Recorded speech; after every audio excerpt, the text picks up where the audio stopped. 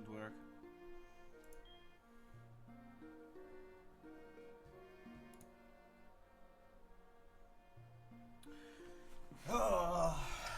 Hello everyone. Welcome back. How's your Monday going? We're doing, once again, I'm gonna say this at the start of every stream. We're doing the ultimate Nuzlocke Gauntlet. It's a gauntlet in which I play through a huge amount of Pokemon games with a set of self-imposed rules. I play hardcore Nuzlocke each game. If I wipe at any point, I go back to the very beginning or to the last checkpoint.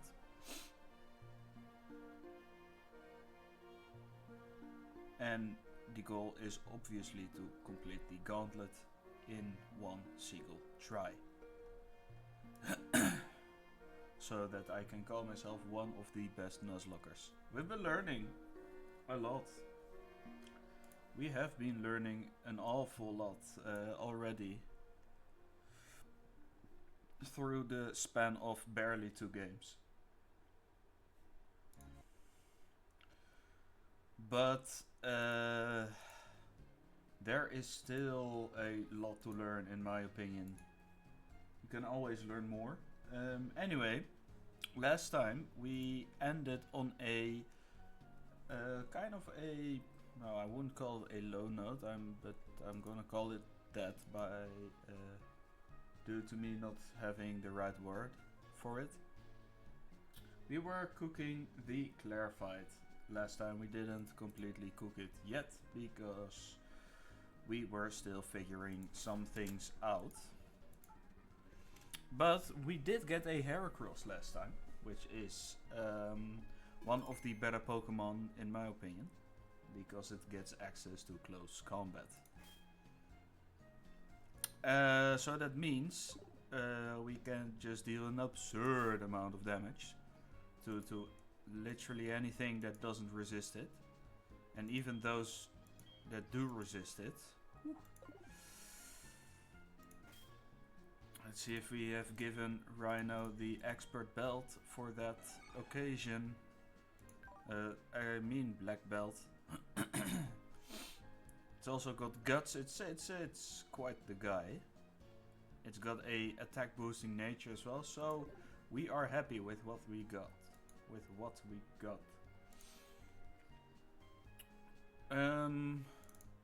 So in order to beat Claire, we were kind of stuck on how to deal with the Kingdra, because Kingdra in this game is just an absolute menace.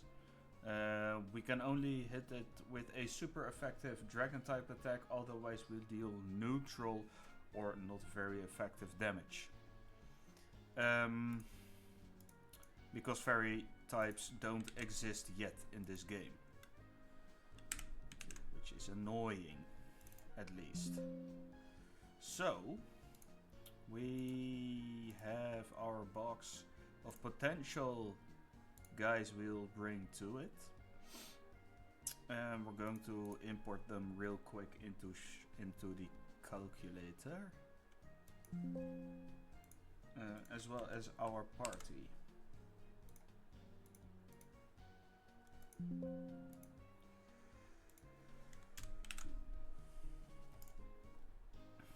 Boom. New update available. Oh, there was an update yesterday. We'll get to that eventually. So we have to deal with Claire and the gym trainers, but the gym trainers should not be that much of a problem. The trick is to deal with the other stuff that's being thrown at us. The 3 Pokemon we're very likely to bring are Ampharos, Gyarados and Heracross. They all end in Os. That's kind of nice.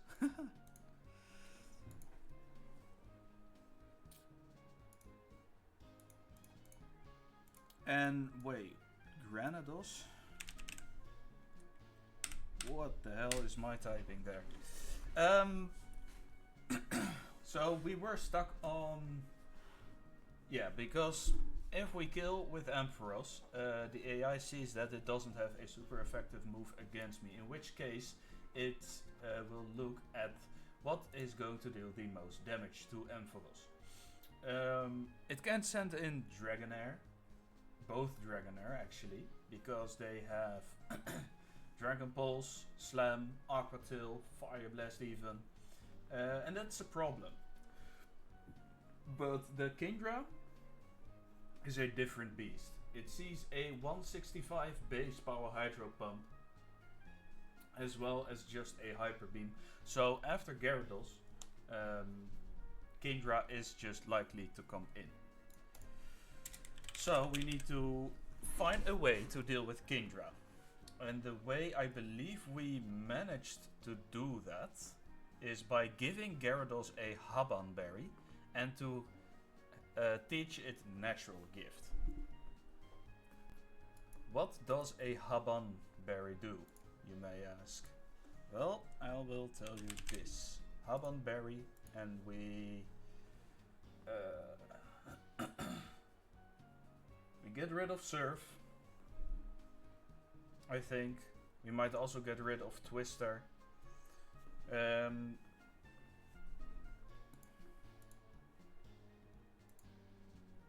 I'll leave that in a gray area.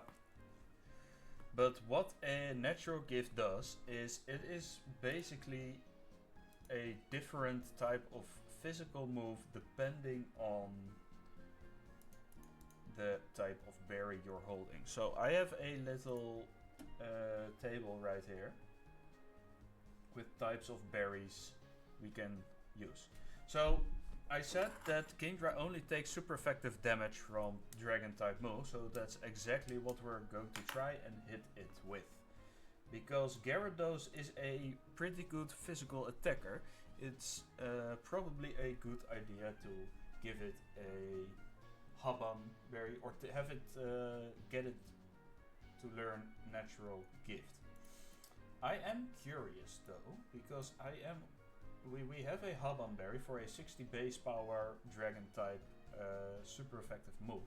But if we can get our hands on a normal or a Jaboka Berry, even Jaboka, Natural Gift, because Natural Gift will then deal over half of its HP to Kingdra.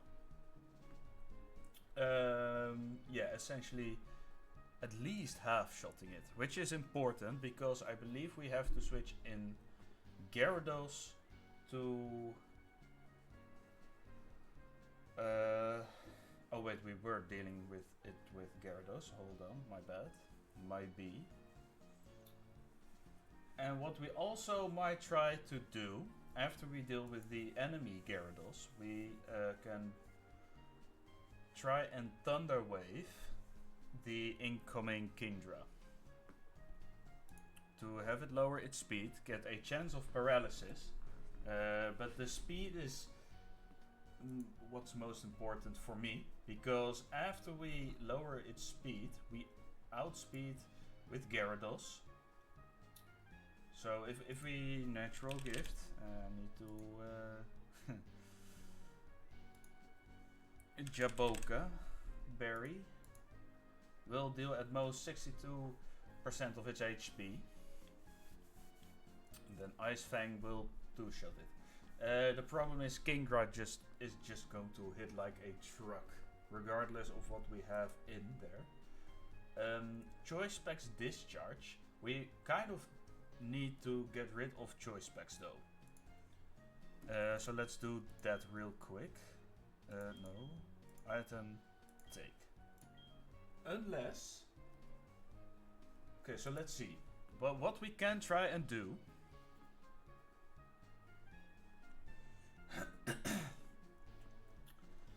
This Ampharos is kind of a guy.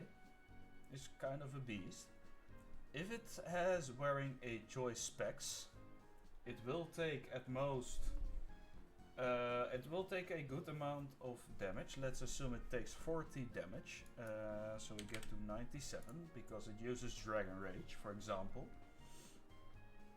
Then Kingdra comes in, and because it has Sniper, we're always dead to a crit. We don't have a really good switch in for this. So it's likely to use Hydro Pump. So you can discharge it.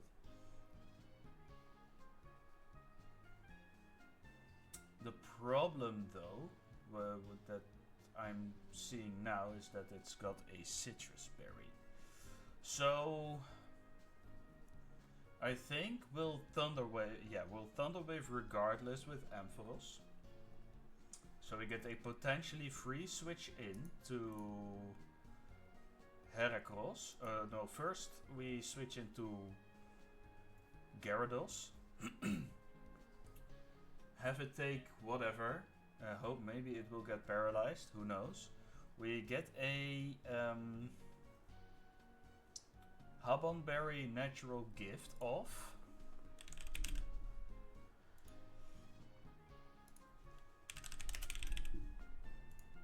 Okay, so let's and we T-Wave, take whatever,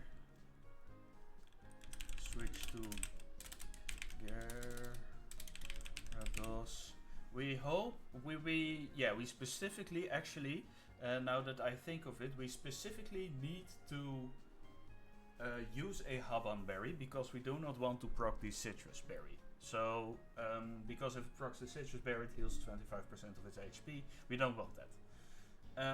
So that's good. And a Habonberry is always guaranteed a below 50% unless it crits. In which case, what do we do then? Because that's going to be a little tricky. So close combat always deals at least 87 HP, and Gyarados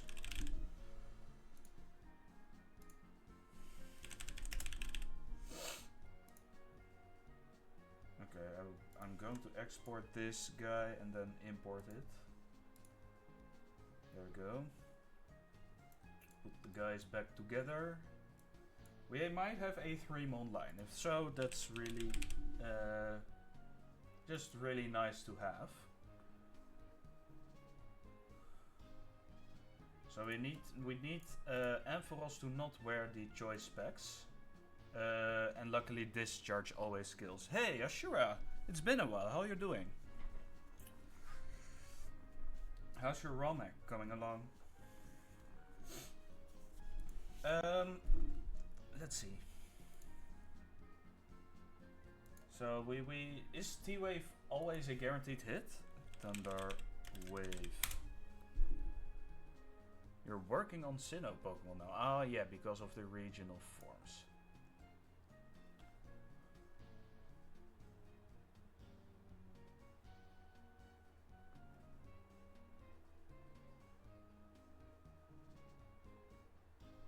Okay, so Thunder Wave in this game is a 100% accuracy move. Okay, that's actually really good because its accuracy got lowered only in the Alola games. Nice. You added a lake to Route 1 also with some fishing and surfing encounters. Oh, that's nice. But do you get do you get the old route again?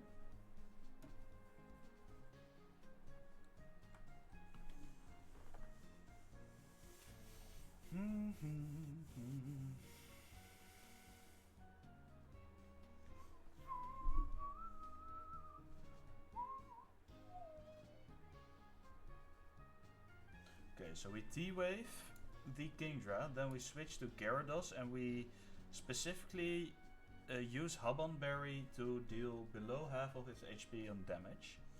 Because then Heracross switches in instead of to take a hit and hopefully not have it crit. Yeah, we're always risking critical hits there because sniper is really scary. Okay, but yeah, there is always a chance we miss stuff. If we get crit, we need to take hits or something. I don't know. This fight is not riskless, I think. You'll probably move the old road NPC to Viridian, the good road to Vermilion, and the super road to Fuchsia.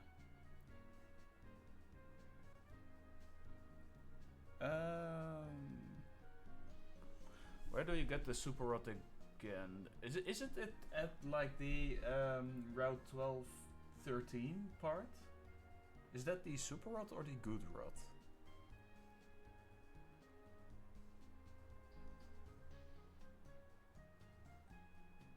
Super road is Route 11-12. Yeah, it's like the coastline stuff. Good road. Yeah, it's. I really wonder why you get the good road later than the super road.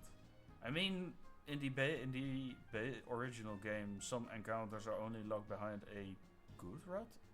Well, not only you have a higher chance of getting, I believe, a golden or a seeking if you fish with a good rod. Okay. Back to Lime. Natural gift. No health shot. How much would a critical hit natural gift do then? If it would crit, then we deal.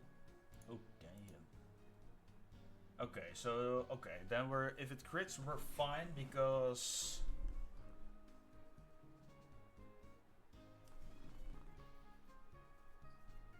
Okay, so let's say it takes about 80%. 80.3, so it goes to 19.7. Oh. 19.7. Let's just say 20 for the sake of easy stuff. Then it will get back to 45 and then Heracross can still one-shot. Okay, so that's fine. If we crit natural gift, we're fine. Take move. Yeah, okay, wait, but we need to figure out if Ampharos lives any move. Because if it's... We always have a guaranteed 2-hit KO with that, but it might also use Smokescreen, in which case we have another chance of T-waving, but it's still spooky AF. If it uses Hyper Beam, that's kind of the best case scenario, because then it would need a turn to recharge. Oh, nice, there's another bot in chat. Let's delete it for view experience's sake. Let's see, you focus on the wild encounters to feel like a mix of HeartGold, Soul Silver, plus anime, plus Let's Go Pikachu Eevee encounters. I think that makes sense, yeah.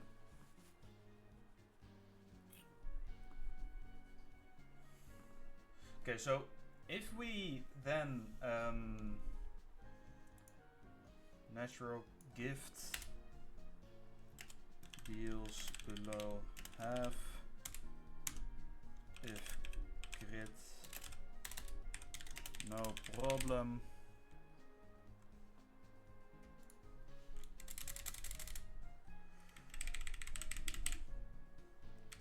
Then switch to Heracross. CC kills Kingdra, and then also if we have Heracross in a good place, then we'll just absolutely ruffle stomp both Dragonair. Right? Yes. So that is basically, if we deal with Kingdra and get Heracross in a good place, then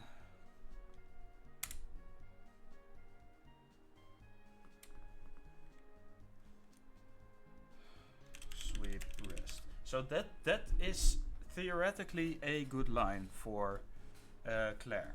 But there are a couple of risks when we face Kingdra. If Kingdra gets a critical hit, we die. Basically. That's how it's going to work. Did we have something with shell armor? Or something that allows us to not get critical hit? Wait, let me check the box real quick. Where's my controller?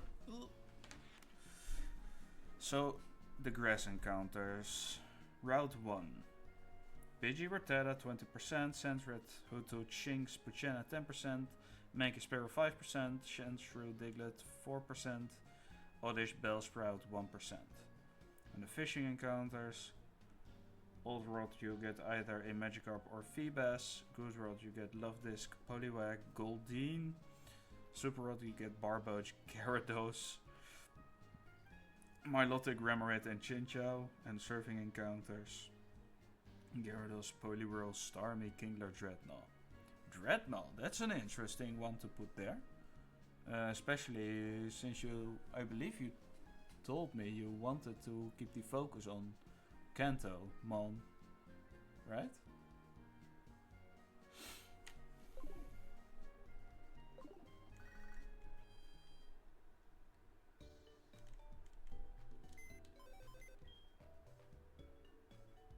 Oh, it didn't work out.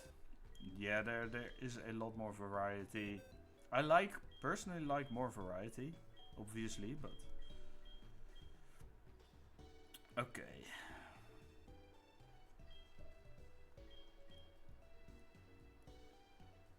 Let's check the stuff we can we might have to deal with.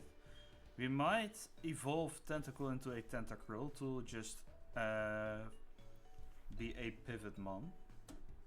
Like Tentacruel, blank set, level 100.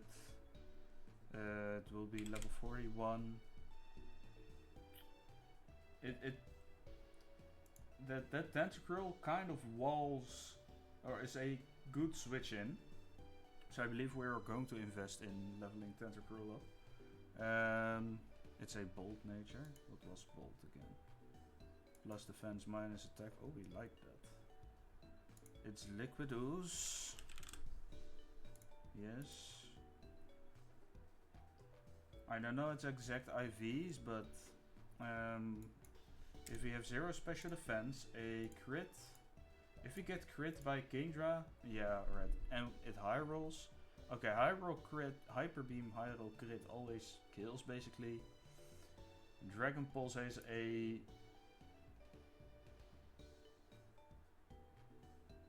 How is that to guarantee? Oh, wait, it's like this.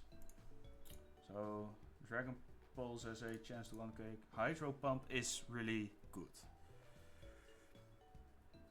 Especially because you want all gym leaders to have 6 Pokemon, you may have buffed Weasel and Floatzel a bit too much. Alright, what did you do? I can try to judge if it was too much or not. Okay, yeah, I think we're bringing Tentacruel to this for sure.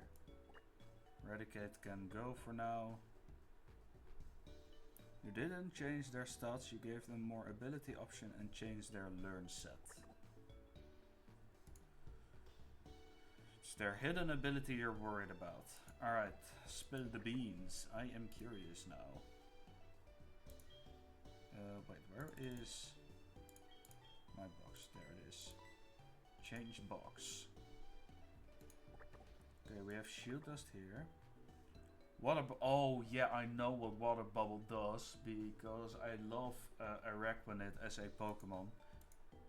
And it basically doubles water contact moves specifically, I believe. Or just any.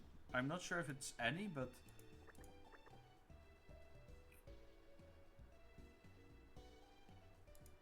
Do we seriously have nothing that resists? Oh, we have a Sturdy Sudowoodo as well. But we literally have nothing to... Water Bubble halves the damage dealt to the Pokemon by Fire type and doubles the ability of Water type moves. Just Water type moves in general. It's any. Oh, damn. Yeah, that's crazy. Oh, when I play Sun and Moon, I really hope I get an Araquanid encounter or a Golisopod, because Golisopod is also just straight up amazing. Any water type move, that's absolutely nuts. Yeah, if you gave that to Floatzel, it would become a demon. I'm not sure if that's balanced or not. In order to make it balanced, you could lower the attack stat a bit, but then only hidden ability Floatzel would be useful, I think. Hydro Cannon at level 60. Jesus. Okay, so we have nothing that can negate critical hits, it seems like. As far as I can tell. What's wrong with a basically 300 base power move? Yeah, nothing, right? Oh man, that's whew.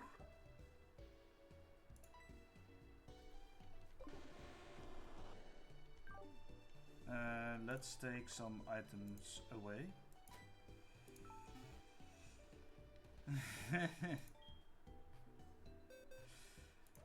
Absolutely not. Put away Mystic Water. Put away the Cherry Berry. Cherry Berry. This is a metal coat. It will probably hold the metal coat. What's this? This is a Stardust. Pachirisu got buffed to a 450 base stat, by the way.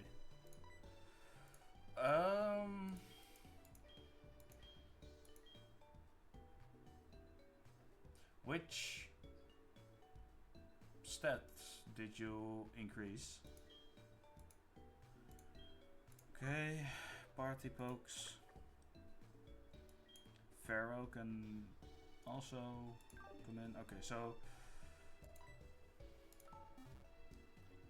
back to our box. Let's see. Do we ever bring Pharaoh to this? Just curious. How does Pharaoh do against Kingdra? It can take a non-crit move, it doesn't deal too much. Okay, so it's likely not coming there. 60 HP, 45 attack, 80 defense, 80 special attack, 90 special defense, 95 speed. That makes sense. It's surprisingly bulky in defense though. Its HP is kind of mid, but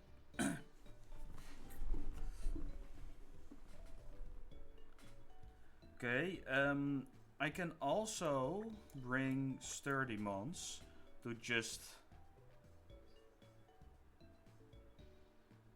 try and pivot into, because having Sturdy is literally amazing. Plus, if Kingdra is paralyzed, so no, Pharaoh isn't coming.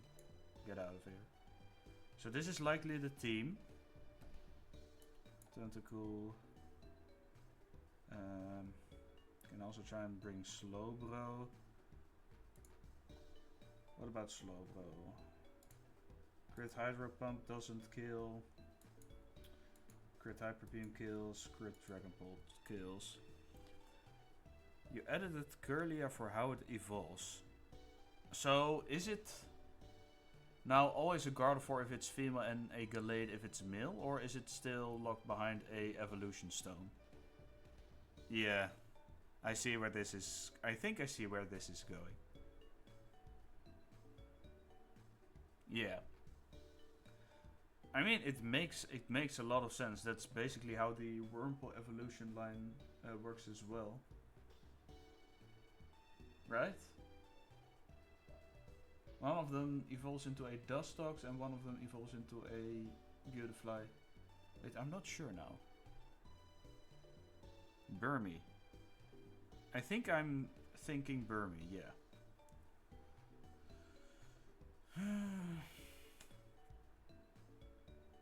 I think that's the case, yes. Okay, so Sudowoodo is in to take a hit with Sturdy. Kendra doesn't have Mold Breaker. We might be able to bait out a Hydro Pump. Whew. This is a tough battle. The battle with Kingdra is pretty risky. It's really risky. I want to see the A though. Nothing really buffed. You changed how Shiny Latios and Shiny Latios looked. Ah yeah, that makes sense because they look the same. Their colors look the same. And I think it's fine. I think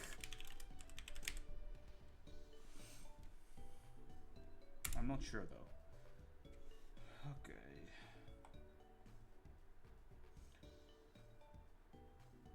I want to see how the AI works with Hyper Beam, because if you can get the AI to bait out Hyper Beam,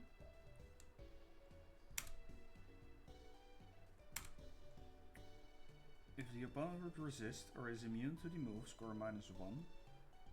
The ability is attack is truant, chance of score +1. If the attacker is slower than the opponent and the attacker's HP is score -1.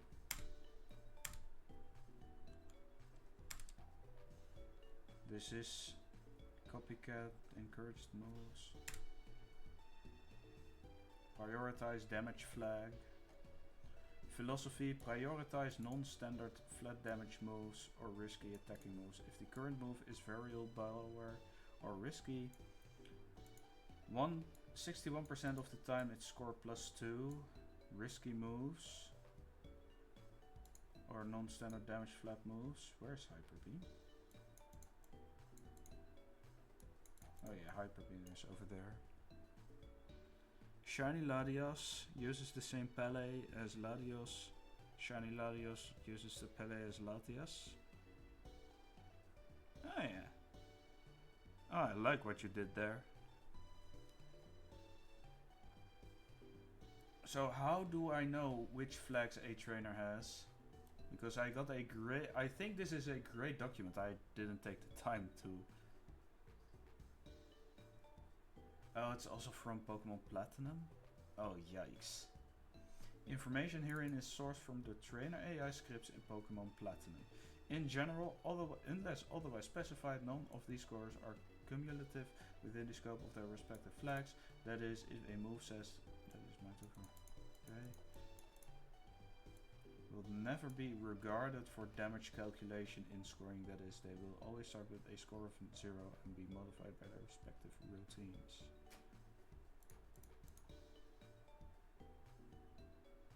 Hyper Beam. They always start with a score of 0.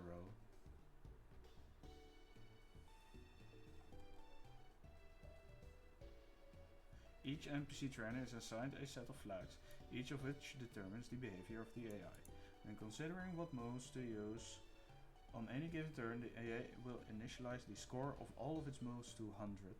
Then it will apply score modifiers to each move according to the behavior flags given to it and choose the move with the highest score. If two moves are given the same score, then the chosen move will be selected from among them at random. This is a living document. The contents here are subject to change for clarity or improved accuracy. Okay, so the problem I have with this right now is that it's sourced from Pokémon Platinum, basically. Which means I'm not sure if it's going to be the case for HeartGold, Soul, Silver.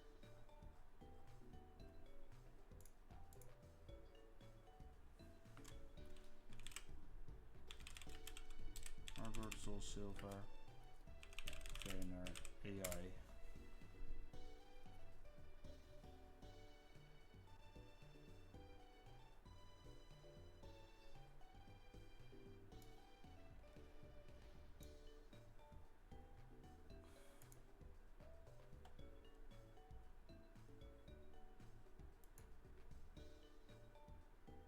It's a tricky one though. How the trainer AI chooses what the Pokemon send out in every gen. Wait, there's a video. Maybe I should watch that.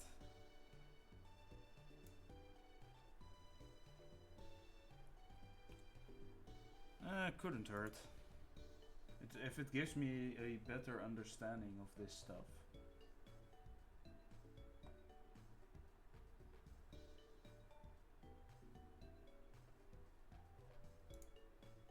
How long is it? 10? I've been doing Pokemon difficulty challenges for almost 10 years, and I have played every gen released. I consider myself very knowledgeable when it comes to the game's mechanics and how things work or should work. During a Nuzlocke challenge, one of the greatest tools you can have is knowledge. Knowledge of the game you're playing, knowing what Pokemon your opponents have, what stats, what moves, what is the physical special split. One of the mechanics that seems less understood, or at least unrepresented in one comprehensive place, is how trainer AI works, with switching a Pokemon in following knockout. In this video, we'll look at why it is important to understand switch AI, how the AI determines what Pokemon comes out next in the different generations, Oh, this is and some of the I mean, the switch in... Oh, wait, it's in the title. Hold on. So this is not what I'm looking for, but maybe this channel does have what I'm looking for. Switch AI. Nuzlocke Education. Hold on. Switch AI, critical hits, free calculator to every trainer should be using. Changing seasons. No. Oh, that's unfortunate, though. Some of the exceptions worked. Okay. Pokemon trainer. Wait. Pokemon. HeartGold, Soul Silver. Trainer. Move. Selection. AI.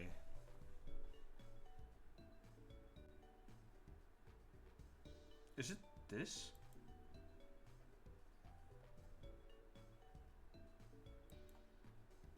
Pokemon Trainer AI analysis. Let's do some research. Important background information. Is this Generation 4? Yeah, okay.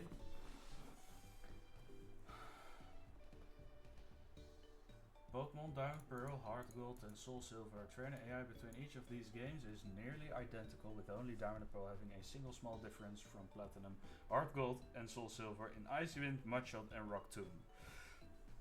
Okay, so basically this should be accurate. That's the immediate takeaway of it. Which is nice, because that gives me some reassurance. Move scoring. The scoring procedure is split into 4 main modules: basic, strong, expert and doubles. Although others exist as well, but they are not used for Frontier. Is this... Okay. I recommend you read out this all at least once to make strange quirks and edge cases that the AI... Okay. Battle AI scoring system to determine which move to use and which target. Each move starts with a score of 100, which is then added or subtracted by the different parts of the score procedure. Every move is scored on every target on the field, even if that doesn't make sense for the move, such as Swords Dance or Earthquake, with scores being independent for each target. After all scoring is completed, the move and target with the highest score is selected. If multiple moves tie, one will be selected at random. In doubles, a move is selected for each target first. Then if the scores between the targets are tied, a target is selected at random. Scoring is skipped if the target is fainted, or if the move being scored cannot be selected due to being out of PP or locked out by taunt, torment, choice items, encore, etc. However, procedures that compare one move to another, such as to check which deals more damage, do not consider if multiple moves are locked out. Okay. The scoring process is non-deterministic. A given move and target may result in a different score each time it is checked due to randomness within the scoring functions. What is this? This is the switching in AI, right? I believe it is. Move scoring. Basic strong expert doubles. Basic AI discouraging moves, using moves without effect. Stat boosting moves when already at 6+6. Healing moves when already at full HP. Fling when not holding any item, etc. Strong AI doing the most damage possible and going for a KO if one is available. Expert AI encourages smarter strategies on a per move basis. Doubles AI discourages using attacks on the ally without a good reason and checks if moves such as weather or trick roll will help them or harm the ally. Doubles AI split into parts. Okay.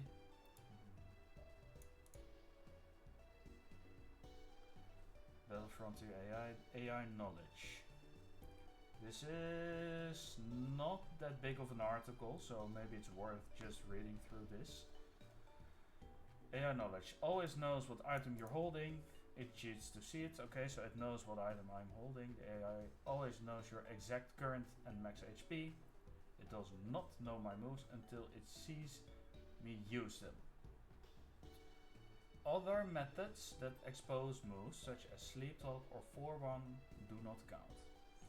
AI does not the ability until it sees a blah blah blah blah blah. Next round using levitate, flash fire. Yeah, if the AI does not know your ability, then at most it tries to check what your ability is. It will then guess one possible. Let's make it a little more readable.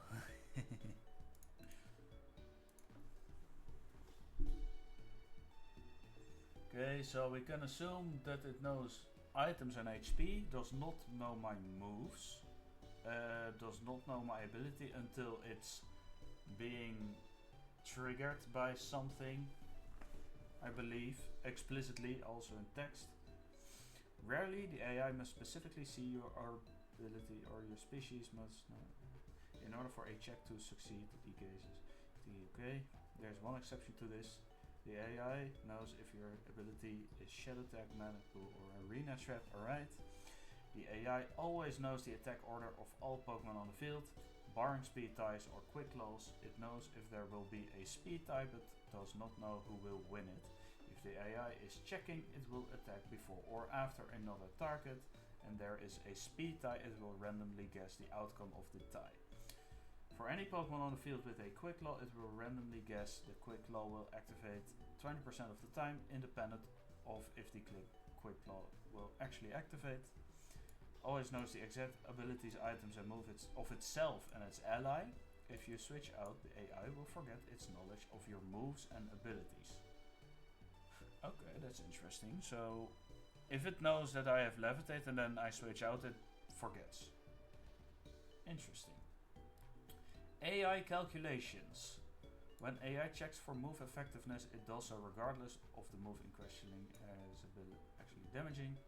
If the user has the ability to normalize, type change to normal, otherwise if it's natural gift, hidden power adjustment or weather ball, the move is adjusted to its correct type.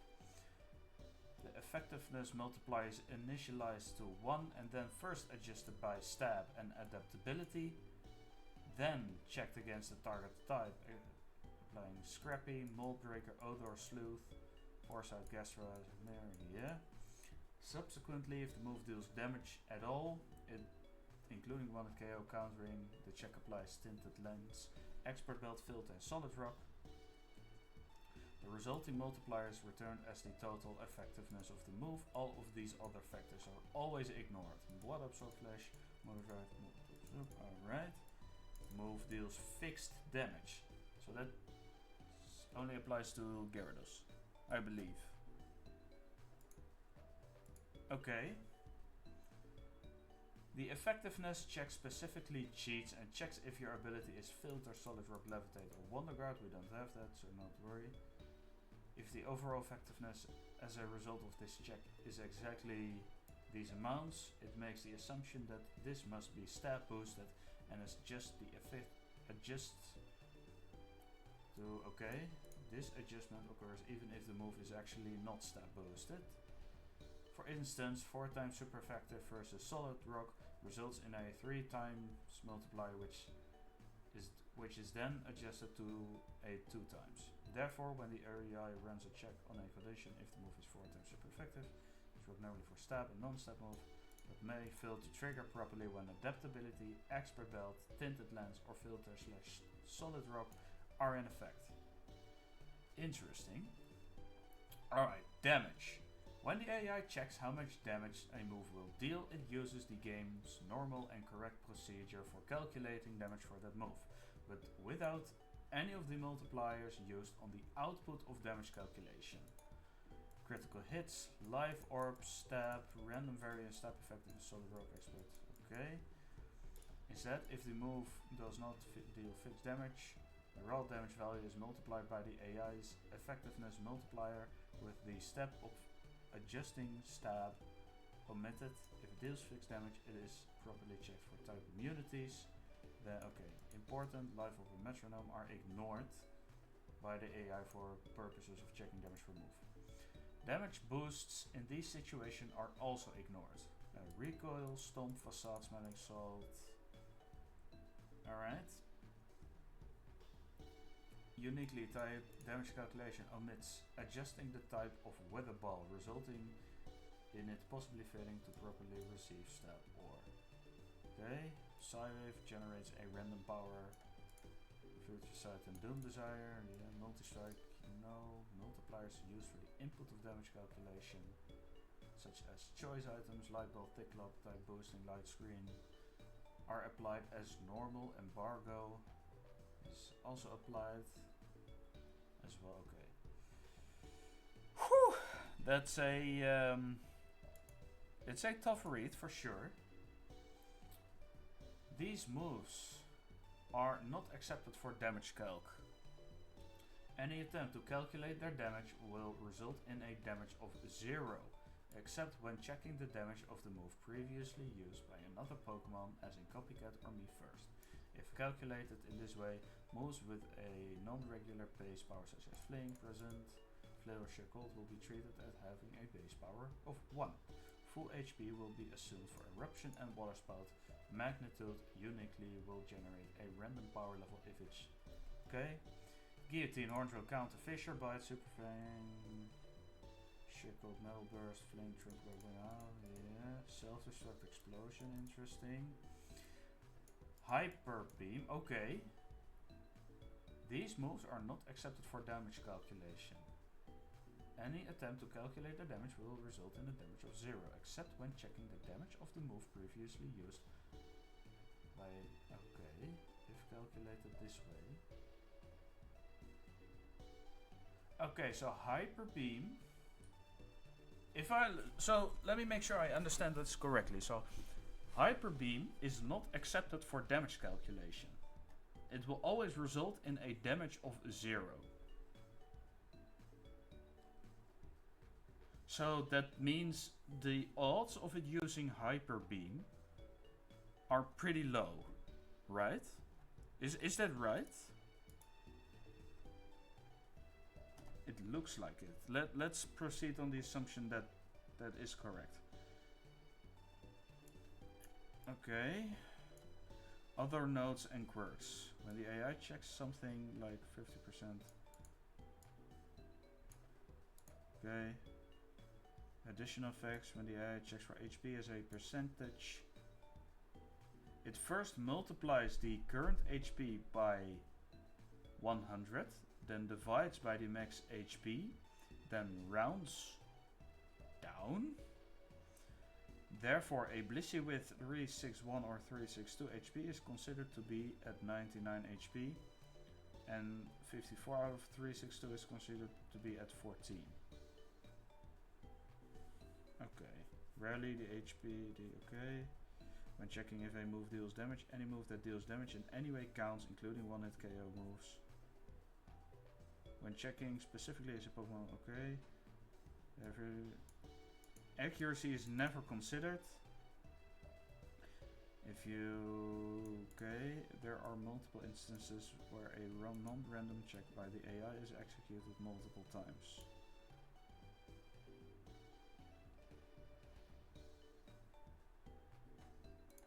Okay, let's just look at Hyper Beam. Hyper Beam. Basic AI. Oh, that's interesting. If the effectiveness of the move is 0.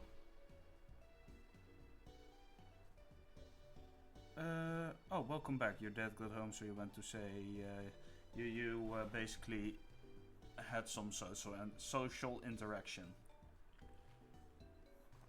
All right.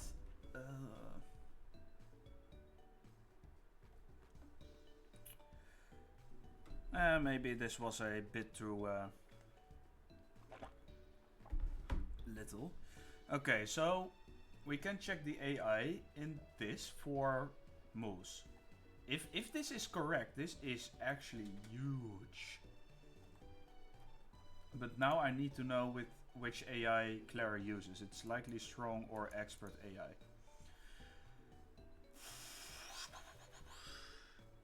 Mind helping me with a decision for your Platinum Nuzlocke, specifically a Soul Lock?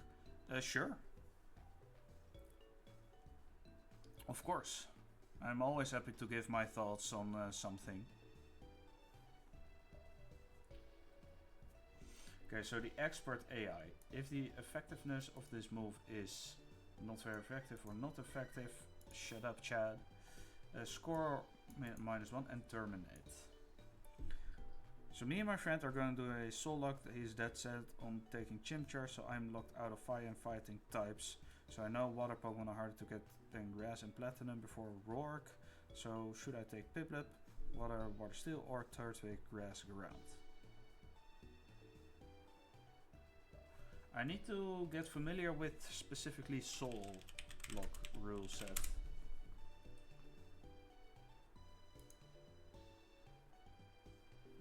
Soul Link. They play through the same game. Each encounter is linked. When one box faints. Okay, so you will restrict the use of shared types between the teams. So no Pokemon on either team may share the same primary type. It's going to randomize the encounters to promote greater type variety, especially on early routes. Okay. Let me think. He is taking Chimchar, so you're locked out of primary. You're locked out of Pokemon that have a primary fire type, if I understand those rules correctly.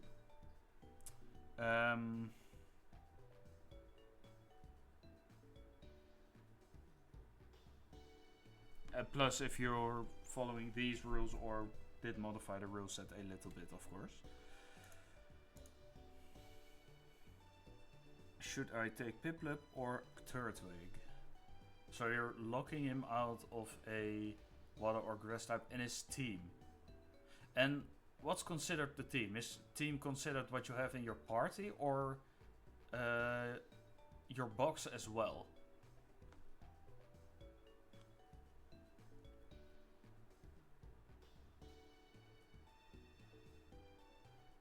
Party and box. Alright. Oh, damn. Okay, so let's see. So he's taking. Okay, so you cannot have any fire types, and he cannot either have any water or grass types. Grass Pokemon are easier to find before Roark. So that means, yeah, he can get a Budgie. If I think I would choose Piplup, so that you have a super effective type against Roark. Because are you playing with level cap or no?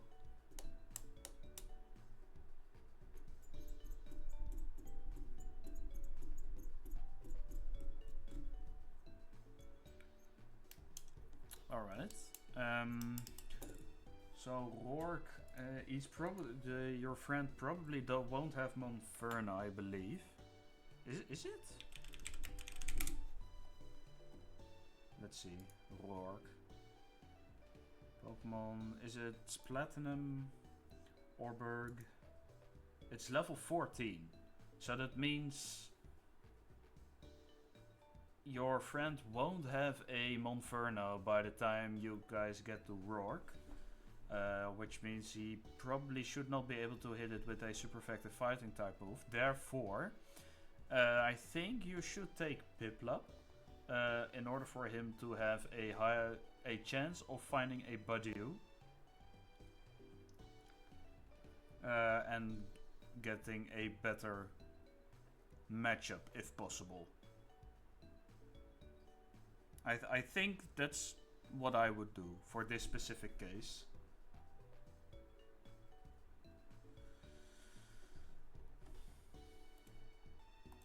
Alright. If the effectiveness of the move is... Okay, score +2, okay. Score -1 terminate. If the plus... Okay.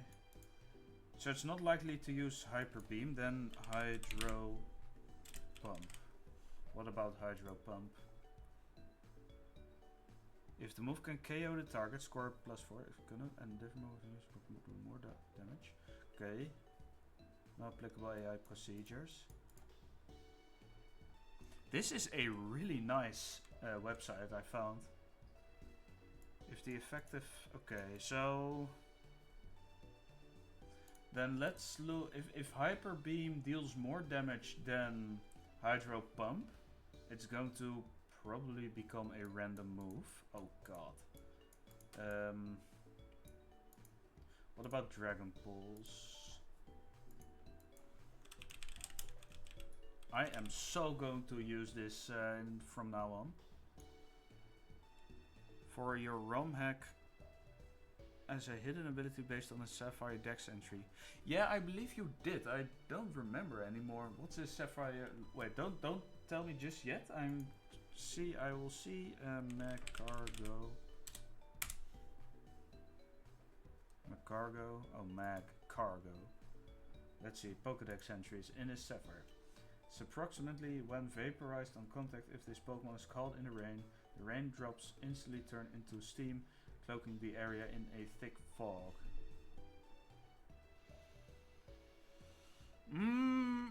So you specifically said Sapphire, right? Its hidden ability now is weak armor.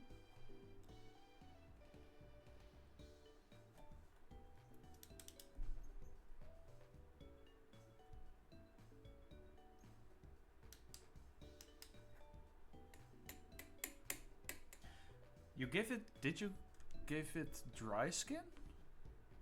Otherwise I don't know anymore. What is it? Oh, yeah, my mind. Desolate land for Brangel Groudon. Yeah, alright, fair. You know, something that came to my mind is neutralizing gas. But that's maybe a long shot, of course. But yeah, because it's just steam. It's just steam. Maybe steam engine, like Colossal. I think Desolate Land is also kind of funny though. It makes sense because it being so that it instantly vaporizes any water type move it gets. And yes, it's a pretty broken ability because that instantly negates its 4 times weakness to water, but it also has a 4 times weakness to, I believe, ground, because it's fire, rock, yes. For anyone who counters Regigigas, it doesn't have slow start. Oh my god. Yeah, you gave Regigigas to Giovanni, right?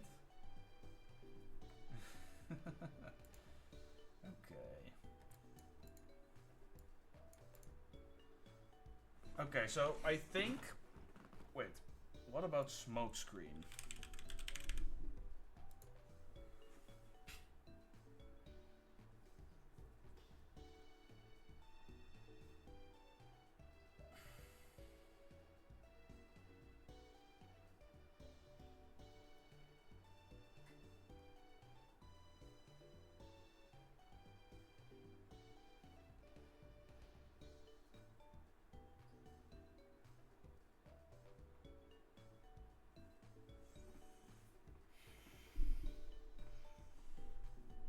won't be giving it to Giovanni. Alright, that's fair. What its abilities are now? Friend Guard, Defeatist, or Normalize? Ha! Damn. Friend Guard as a... because... Yeah, I can see that. A Defeatist, though. Oh. I mean, that's... I think that's a really cool choice as well. Because it's basically still slow start, but less annoying. Because yeah, if you want to run regular Regigigas, you need to keep it alive for as long as possible on the field by using a substitute or something, or people have used it in conjunction with Galarian Wheezing or just any neutralizing gas mon to negate its ability. Okay, so let's go back to Claire for a little bit. If I understand the AI correctly, when we have Ampharos in,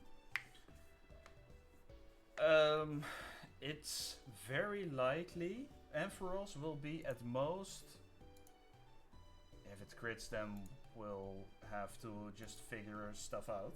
If Ampharos has dealt with Gyarados, it will not go below 70% HP. And what that means, let's see what that means. This doesn't trigger. I don't know which AI Claire uses though.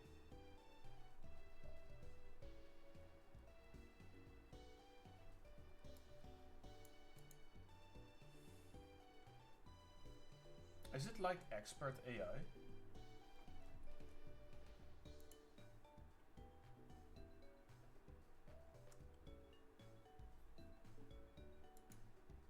That's the one thing I'm still figuring out.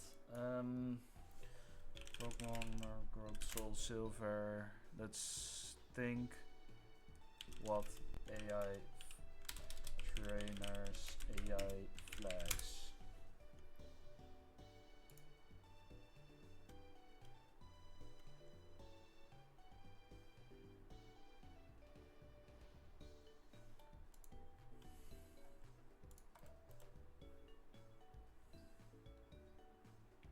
Pokemon AI trainer analysis, we did not read through that completely.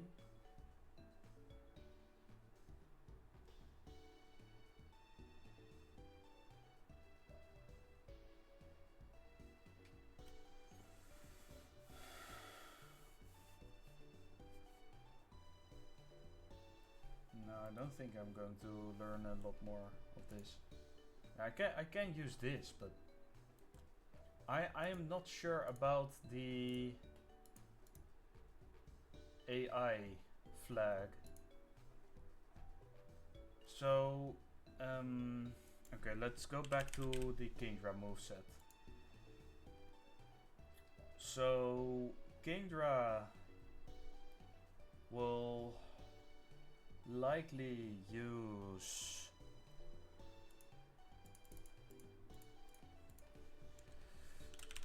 Let's do an analysis of this stuff, because I am still not 100% sure. Kingdra AI. Ampharos above. We can also determine what Gyarados is going to use, right? Gyarados has Twister Bite, Dragon Pulse, Dragon Rage. Dragon Rage. The move can not KO. Okay, so it's likely not to use Dragon Rage. And a different move the user knows if the effectiveness of the move is 4 times. No, it likely... Okay. If the move cannot KO the target, and a different move the user knows would do more damage to the target. I think it's strong AI. In all honesty. Let's assume strong AI because there's nothing here. Okay, so Dragon Rage Bite. Same thing. Its highest damaging move is Dragon Rage. can also use Twister or Dragon Pulse. Dragon Pulse. If move cannot KO, would do more damage. Okay. Twister.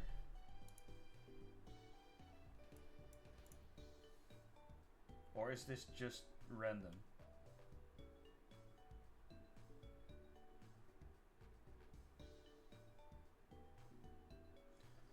Okay, let's go under the assumption that it uses Dragon Rage, in which case we get above 70% HP, then we get to what's it called?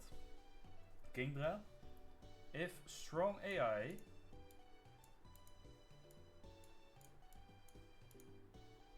okay, Hyper Beam doesn't do anything with this. If let's see.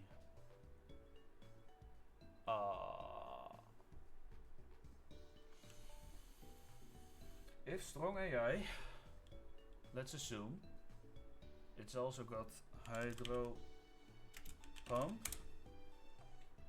If the move can KO the target, if the move cannot KO the target, and a different move. If it sees a KO, then it's prioritizing Hydro Pump. Otherwise, okay, so I think I am starting to get it a little bit. Let's say we're at 97. Hydro Pump, neither Hydro Pump or Hyper Beam kills. It's likely to use Hydro Pump, I believe. If the move cannot KO the target and a different, it sees that it deals the most damage with Hydro Pump because it's highest base power move. So we can assume it will use Hydro Pump. If that's the case, then Gyarados has a really clean switch in.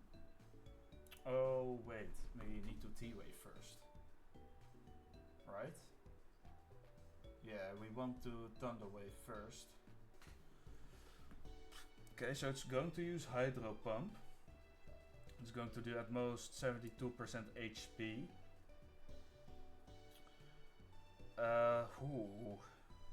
And that's kind of spooky.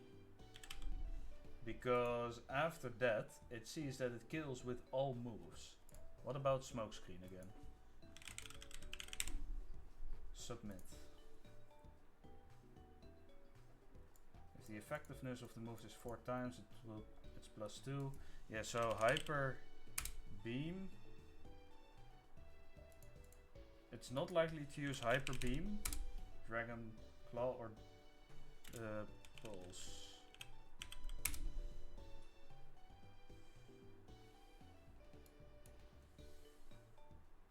Yeah, so then it will either use Hydro Pump or Dragon Pulse to Gyarados, so we are not going to take a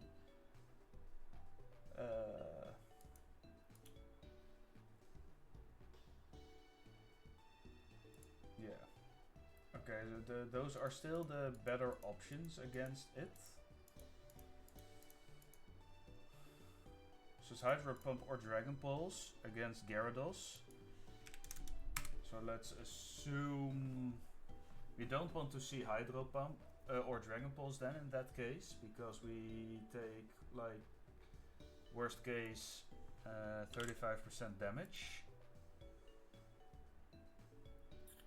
We get a natural gift off, and then I think we just have to do it.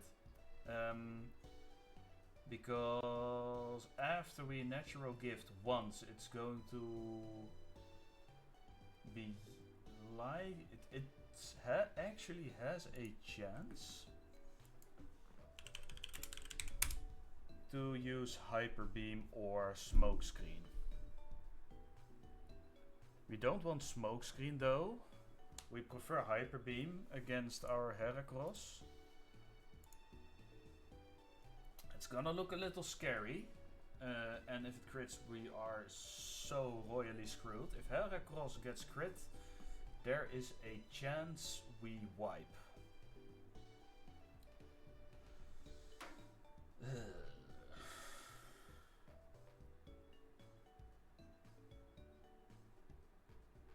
think that's how it works, right? So Heracross takes a Hyper Beam then, in that case. And then we just, yeah, pray. If it's paralyzed... Oh damn, paralyzed is actually a huge speed drop, now that I see it. Okay. What does that mean? Does that mean anything for us? Like Golem could outspeed it then.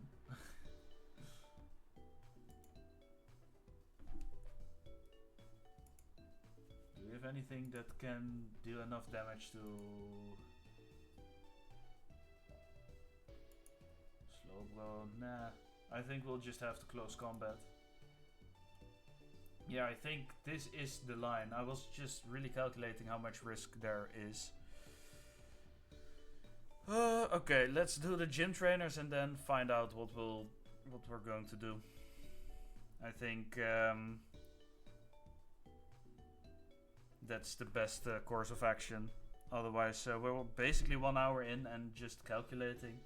We have a line. It's not riskless, but I think it's our best chance of winning. What 6 Pokemon do you think you should griff Brock? Alolan and Galarian variants allowed. It's a double battle. You gave a team already, right? I believe.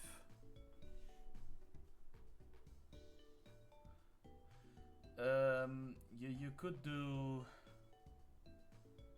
I would keep Geodude and Onix for starters. If it's 6 Pokemon, then... Are you restricting them to Kanto? Or are other region Pokemon also fine? Alolan Geodude instead of regular? I could see that. I believe Brock has gotten a 10, which might imply that he's been to Alola and called himself an Alolan Geodude there. You can use other regions too. In that case, maybe Chewtle, like the Water Rock type from Galar. Maybe you could do something like Roggenrola. So that's 4. I don't know about Rhyhorn. It's got both a double weakness to water and grass. Rhyhorn, you could do Rhyhorn if you're not prepared with water or grass.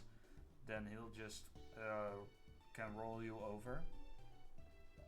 Oh, Chewtle is mono water and becomes Water Rock when it evolves into Dreadnought. Damn. I thought my knowledge was good, but it isn't. Well, it's not as good as I want it to be. Rockruff. Yeah, you did tell me. Yeah, I would definitely use Rockruff as an option. So you could say he got an Alolan Geodude and a Rockruff when he went to Alola or something like that.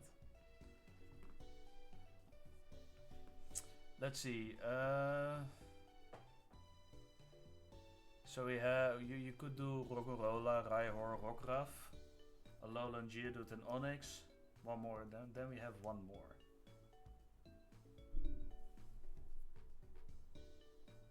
Are you considering giving him Larvitar? Like, I think Geodude, Onix, Rhyhorn are all really easy to deal with if you know what you're doing, because they're all specially defensive, not that great. I don't know how good Larvitar is in a vacuum though.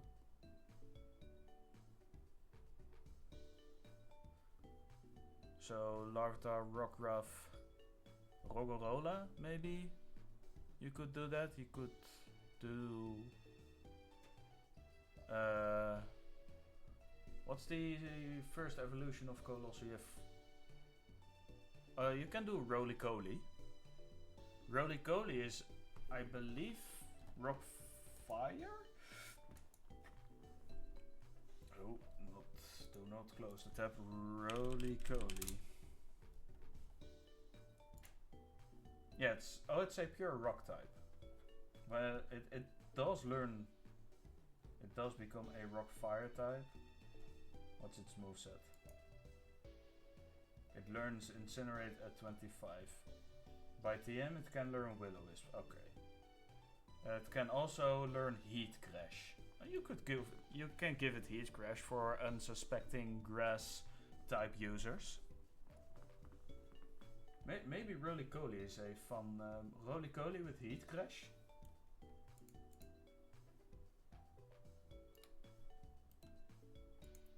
If your goal is to make it difficult. Alright, let's do the gym trainers because we have been cooking for way too long now. There's a bit of uncertainty in the Claire fight, but it is what it is. I believe we also now just absolutely shit on every trainer in the gym with Heracross. So this is a guaranteed one-hit KO. This is a guaranteed one-hit KO. And this, we also outspeed everything. Next trainer, we absolutely shit on this Dratini and Dragonair. This Horsey and Seadra. That's a little annoying, but we should be fine. We also barely outspeed that one. This Seadra we don't, so we two-shot. Heal in between each fight. This Dragonair we one-shot, and then we get to Claire. Okay, so we can sweep the gym trainers with Heracross. How about Alola, Geodude, Binacle, Bonsly? Oh yeah, he's got a Bonsly as well. Shuckle, Onyx, Skarkle. Oh, Shuckle is really evil though, because it... I don't know how high its defense is going to be at such a low level, but it's still going to be a pain to deal with.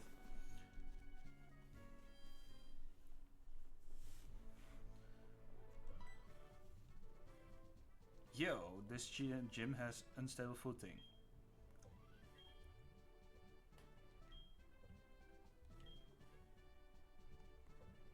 What's this? This is a return thing. Okay. Gym leader. Final gym leader. Well, not gym leader yet, but...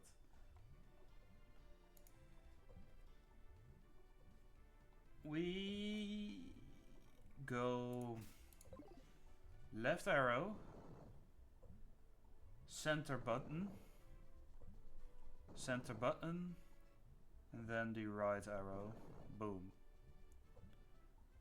Wanna know a fun fact about Claire? I love fun fact. Hit me with it. While you hit me with it, I'm going to absolutely demolish Paolo with his two Dratini and Seadra with my own Heracross. Because it's wearing a black belt and it's going to absolutely... oh, close combat is a 5 PP move. Hold on. If you beat her... if you trade for one and talk to her afterwards, she calls you out for cheating. Oh, that's fun. I like that. Do we have a PP up? We do. We can increase the PP by basically every... yeah, maybe we should just heal after most battles. I'm not going to waste my ethers just yet. We can just go back to the center. Alright, let's send it. First gym trainer. We outspeed. Your first battle against dragons? I'll show you how tough they are. Okay,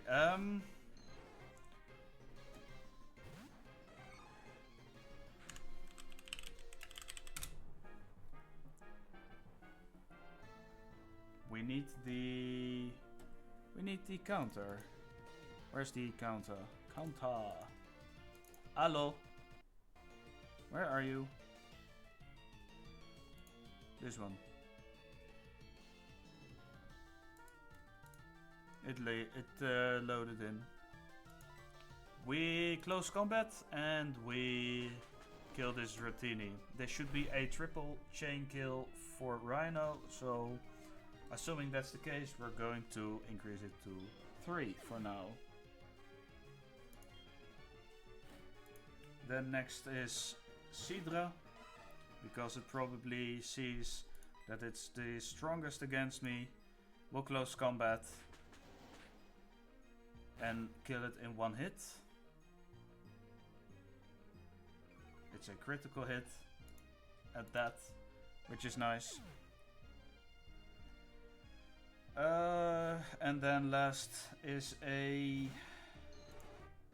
another Dratini. Fun fact about this Sidra: if we did not have the black belt, there was a big chance we would not one-shot this Sidra. It would only be a 12.5%, a 1 in 8 chance to 1-hit KO. So getting the black belt was, in fact, pretty necessary. So that's the first trainer. Next will be Ace Trainer Lola. She has 2 Pokemon, a Dratini and a Dragonair. And both die in a single hit to close combat. And we both outspeed.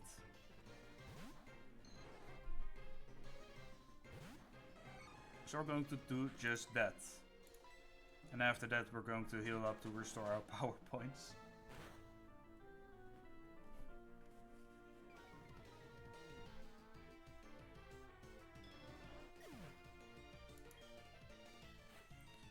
Alright, Dratini down, we close combat Dragonair.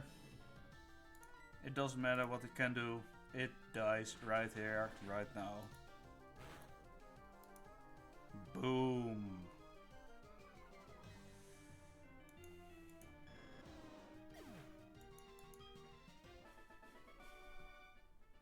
Way to go. Good, now quick trip to the center and we're good to go.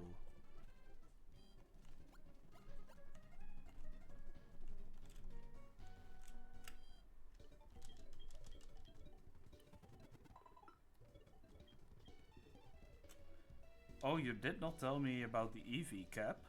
That's crazy. 252 in all 6 stats. So is the champion fight, for example, going to have like the absolute perfect Pokemon you can think of? You made Spinda, the Pokemon players will want to EV farm. Does it give 1 in all stat?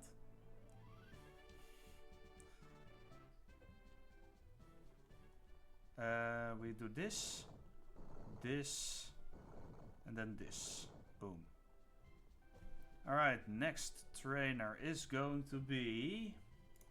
First we need to get to that point, obviously, but that will be fine, I believe.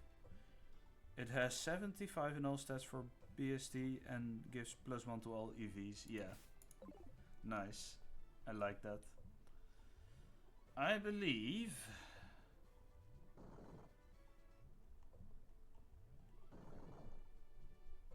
Oh.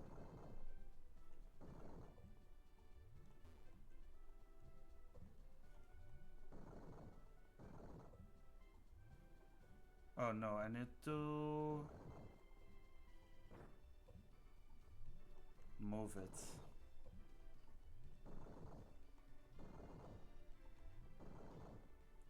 And now I believe I can, yeah, I can go through here. Alright, Ace Trainer Cody. Cody has a Horsey and a Sidra.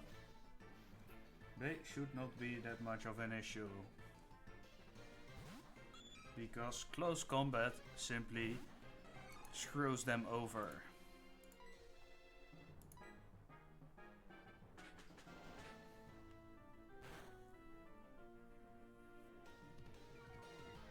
And next is Sidra. We outspeed by 1 singular point, and we have a 62.5% to 1-hit KO this Sidra.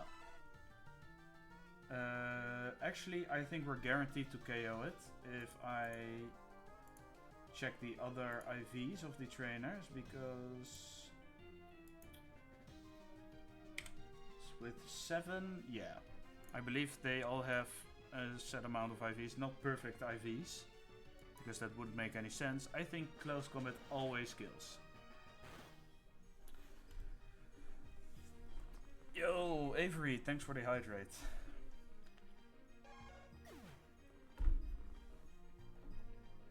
Gotta stay hydrated.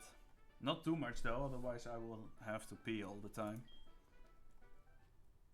Well, I mean, taking a break is always good. Alright, the next trainer, we can kind of skip that if we want to, but we're not going to. The next trainer has only a Seadra. Due to the IVs, I believe we always outspeed and kill the Seadra in a single hit with close combat. Let's double check. This is Fran. Seadra level 38. No problem. I've been training hard with Claire. There's no way I can lose. You're not even the last trainer, man.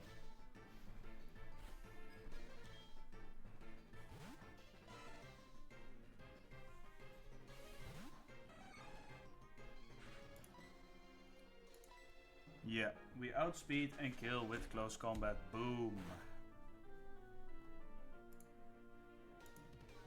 And the last gym trainer will be a Dragonair, which you also one-shot. So the gym trainers aren't the issue. It's Claire herself that's the issue. Let's do this trainer real quick before we go to the final battle. My chance of losing, not even 1%. But not 0.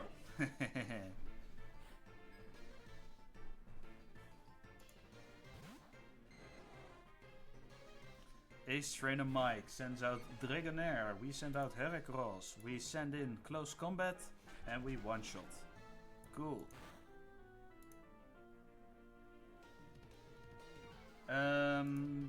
Heracross has been killing everything on this gym trainer thing. Yeah, so it's got 9 kills. Boom. Let's heal it up one more time and then just freaking do the gym battle. Let's prepare accordingly though, because we need to prepare the items a little tiny bit.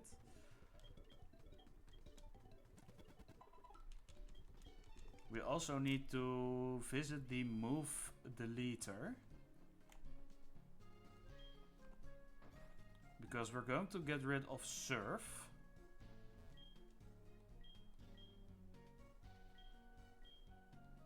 Nah, we don't need the ultimate moves yet. This is the deleter. Yes. Gyarados is going to forget Surf. And we're going to teach it Natural Gift.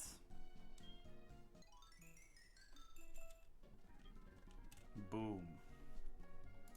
So now let's find Natural Gift, because we got that last time at the Moo Moo farm. Natural Gift. And we're going to teach it to Koi. Boom. Next, we're going to give Koi a Habam berry.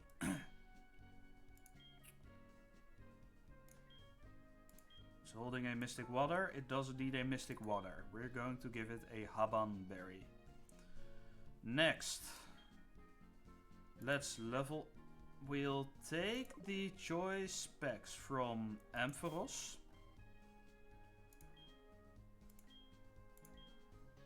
Oh, we already did. That's good. Let's see. Then I believe we want... How many citrus berries do we have? We only have one, so we kind of want to farm them first.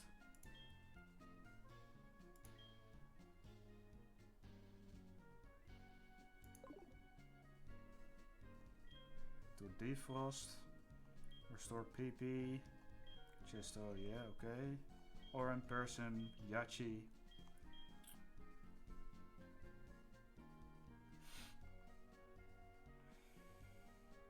Oh, wait. Oh, form a super effective dragon type. Okay. We're good, we're good, we're good. Whew, I thought that that would consume the Haban berry if we got hit by a dragon type move, but that's not the case. Whew. Okay.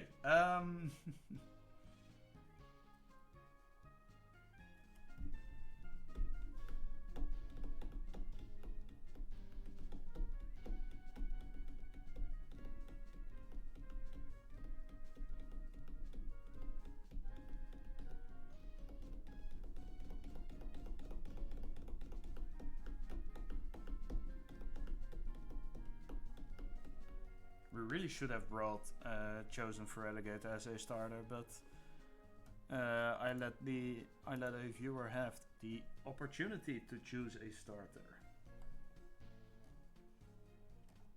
It will be alright, though. Okay, so we give a Haban berry to Gyarados. Rhino is holding a black belt. And it's got the right moves we need.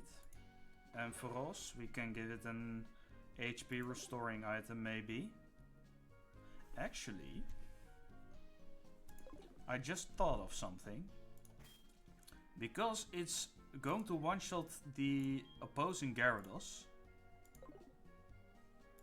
we can give a Shed Shell or a Shell Bell to Ampharos to restore a little bit of HP. How much would that heal us? Shell Bell, yes. Next will be this one. It will recover some HP.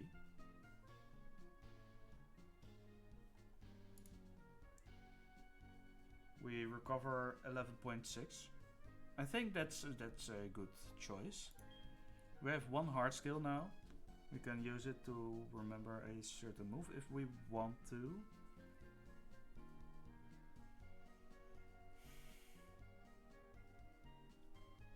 Is this also the point where we're going to U-turn? Let's see if we get any encounters. What kind of encounters we get. We can get a Dodrio. There is a gift Pokemon in Dragon's Den.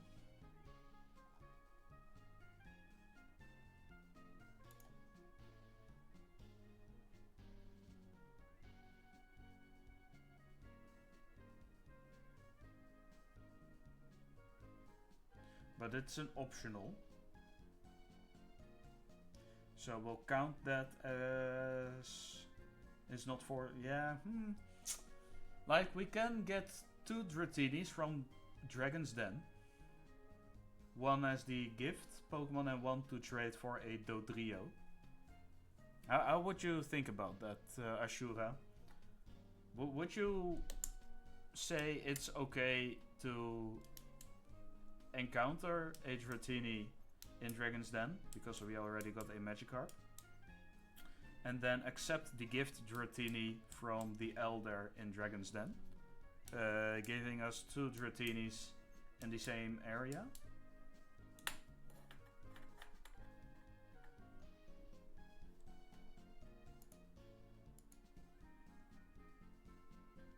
I'd love to hear your thoughts about that.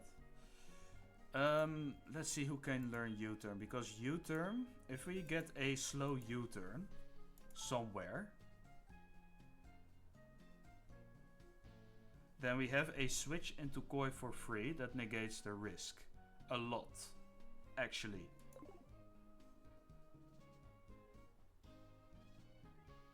But then we need a Pokemon who can learn U-turn.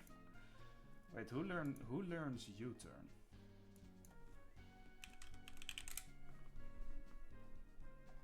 Not by level up, we can give it to Jumpluff. Oh boy. Oh, it's learned at level 39 as well. What? can teach it to Venomoth, but Venomoth is not necessarily that tanky.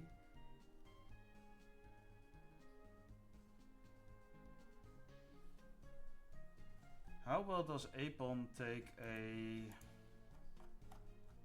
U-turn? Or a hit from Claire or Ambipom? Because it's Apom is not that defensive, right?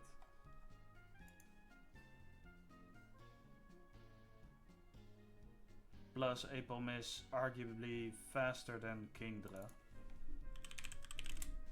Yeah. So maybe it's not good to give U-turn to Kingdra. Or Ambipom. My bad. And not to... what's it called? Jump Love either. But there are so few options for this actually. What? That's crazy. Venomoth? Can we guarantee Venomoth having a...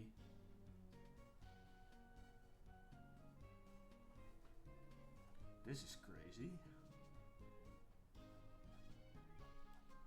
So there are so very few options.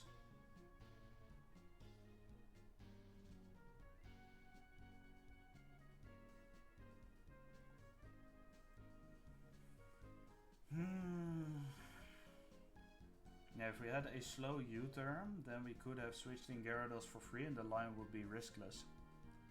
I think. Or after we have dealt damage with Gyarados. You know what? Let's see. We did teach everything. Ampharos has a Shell Bell, Gyarados has a Haban Berry, Heracross has a Black Belt to absolutely demolish with close combat. Slowbro might still be in instead of... I don't think it will be. Let's level up the others. Let's level Squidward at least. Toxic Spikes is kind of funny.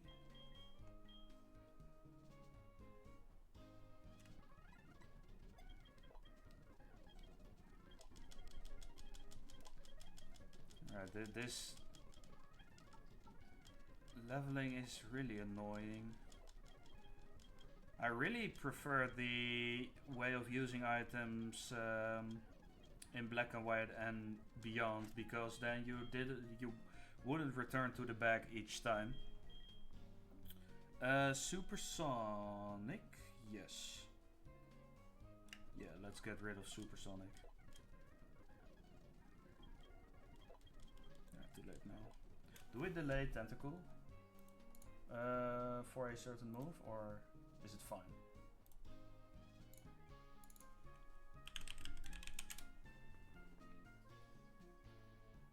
It evolves at level 30. It learns Poison Jab level 33. Hydro Pump at level 40. Like, having Hydro Pump is pretty cool. Tentacruel. Otherwise, okay, we delay until level 40. Then, okay, that's clear as day.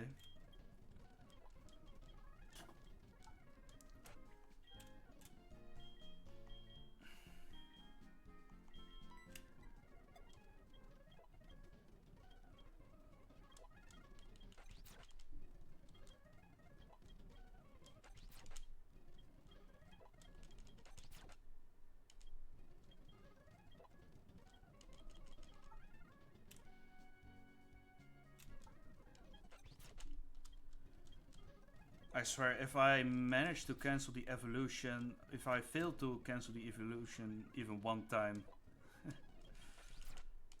Yeah, we delay until level 40. Screech. We could Screech. Yeah.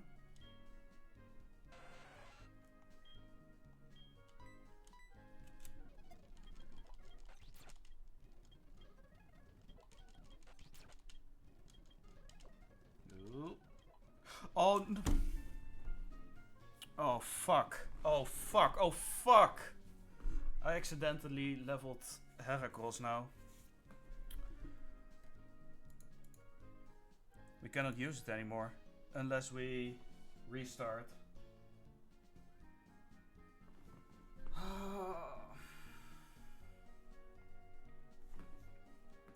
Line is screwed.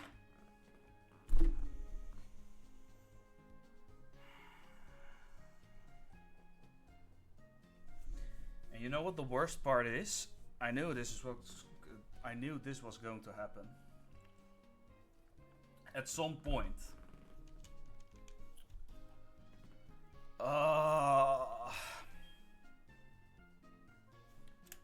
Okay, we'll take the L.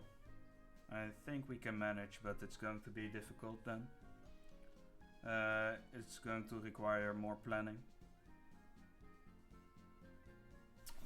Fuck. Do we reset? I have a choice now. Do we reset? It's a misclick. No, it's a human error. It's not a technical issue. We don't reset. Oh, the line was basically free with HeartGold at the end.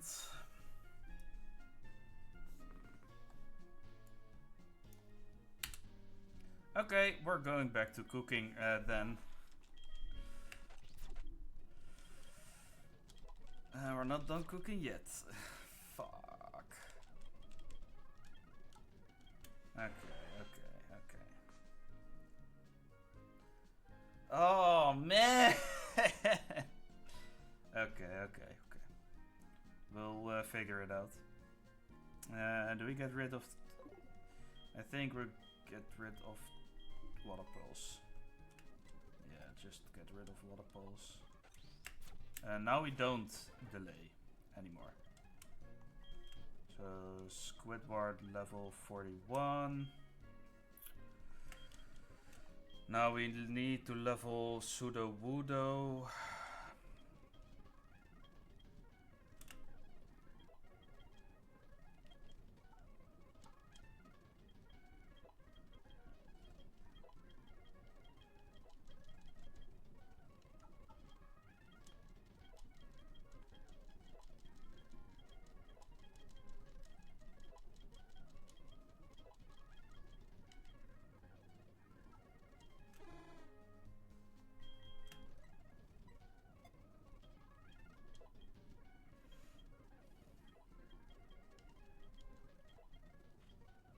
Yeah, that was just careless from me.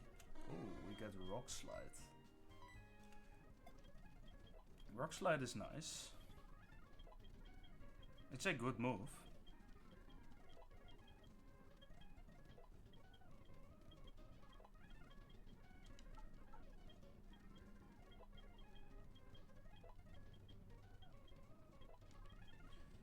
Sucker Punch is...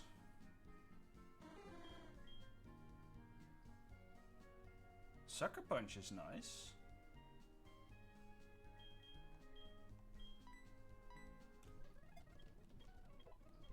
Okay. Okay, so this basically means we're not going to bring HeartGold to the fight now. Oh, at least it swept through the trainers, it's fine. It just really sucks that I misclicked. Okay. Let's see. Who do we have that can deal with Kingdra? Because HeartGold is not it anymore. HeartGold accidentally got a level up. Oh, man. So we can use Slowbro. But Slowbro doesn't have Psychic yet. So it needs to... It can get in there and take a hit. That's about it. So switch in Hyper Beam is not likely at least, but we can... Vile Plume is an option, but again Hyper Beam deals a lot of damage.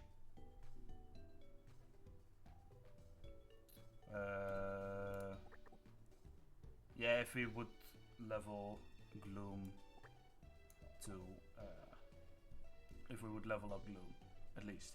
We can use Pharaoh, our modest Pharaoh. But I don't think, well, Fly does a respectable amount, but yeah, that basically needs to get below half HP. We need someone that can use U-turn. And the Pokemon who are able to use U-turn,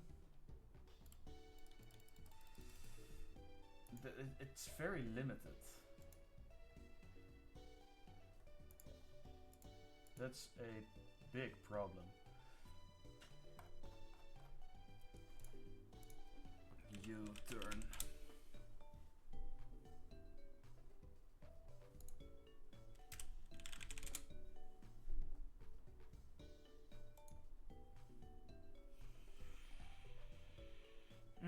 That's a slip up. That's a major fuck up. I don't like that fuck up.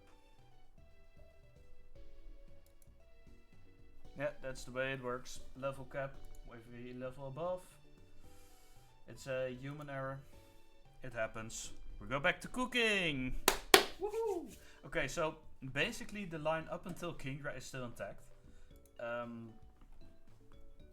And I think we still want to have Gyarados deal as much damage as possible against Kingdra.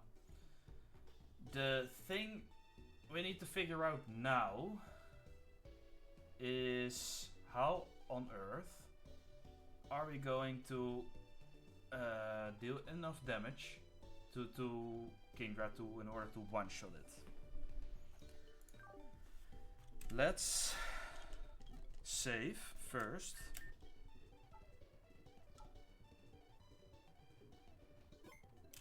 Let's save first and export the current sets into the calculator.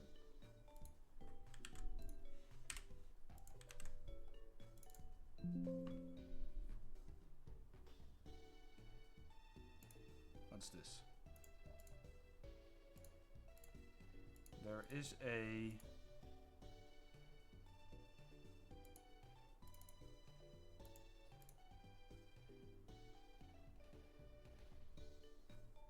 there's a exclamation mark there that usually means nothing good. Okay, so U-turn. We can teach U-turn to Jumpluff. If we had can we get a Gligar? How do we get Gligar here? Route 45. Are we able to go to Route 45 now? Not yet. We can go into the grass. And then we have... Okay, so we get Geodude or Graveler. We have a chance of a Gligar or a Phanpy. Gligar dies to Hydro Pump though. Fuck. I'm pretty sure Gligar is just dead to Hydro Pump. Even if it would have perfect IVs. Yeah, Hydro Pump just knocks it right out.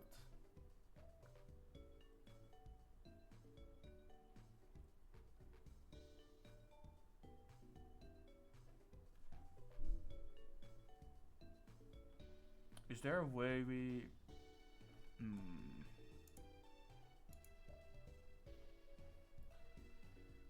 Okay. Let's export all the information for now, at least.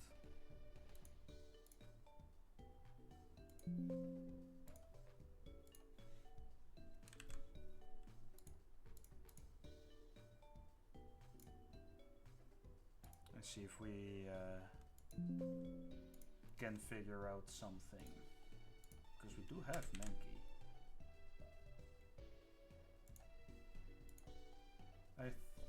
Wait. Mankey learns this stuff, right?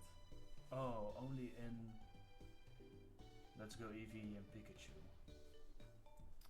What? Okay, so what about do it Gliscor. We can get a Gliscor at some point. Razor Fang in HeartGold Soul Silver. Battle Frontier, so we don't get Gliscor yet. That's fair.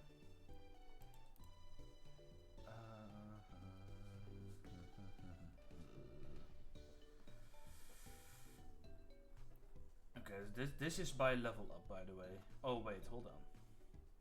Okay, so we can teach it to Butterfree. Let's see. 41. How does that do against Claire's Kingdra? I think it just fucking dies.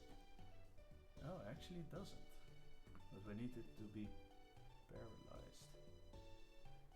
Wait, then... Do we want U-turn? Do we want a U-turn? Like, who do we want to U-turn into now? Because Sucker Punch is not going to do enough. Oh, this fight just got a lot more difficult. Okay, so we still bring these guys. Then, I think we'll bring Tentacruel. Because Tentacruel actually takes Claire's moves quite well. If Acid would be Sludge Bomb, it could...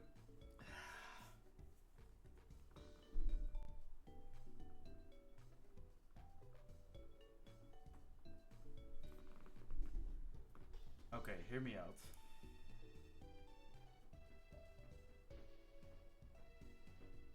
We set up 2 layers of Toxic Spikes with Tentacruel.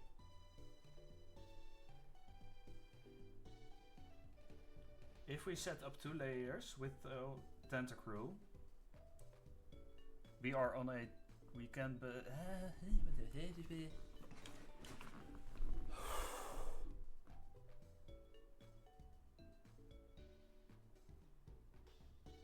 So, if we use Toxic Spikes 2 times, every Pokemon that switches in will be badly poisoned. What that means, it will take increased poison damage each turn. If Kingdra is badly poisoned, if it's on the field, we are basically in with a timer.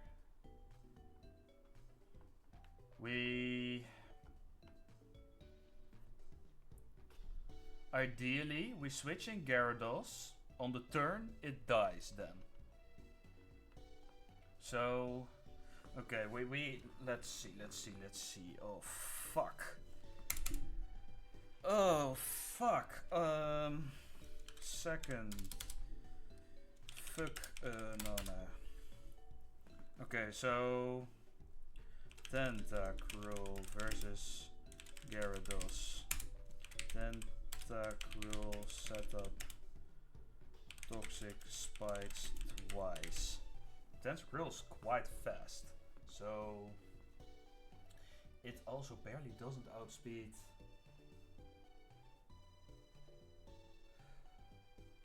We have Screech. I just realized. What happens to Kingdra at -2 defense? -2. Then we almost one-shot it.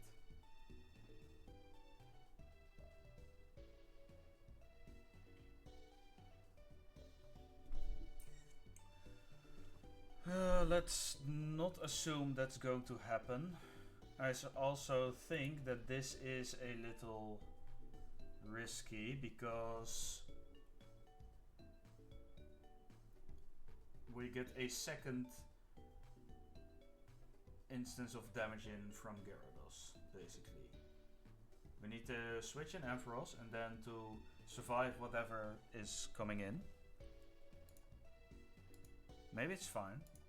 So, okay. Twister and Dragon Pulse are not going to do a lot of damage to me. We outspeed, so we get at least one layer of Toxic Spikes up. and we'll get 2 layers up. Okay, so this could work actually. This could work.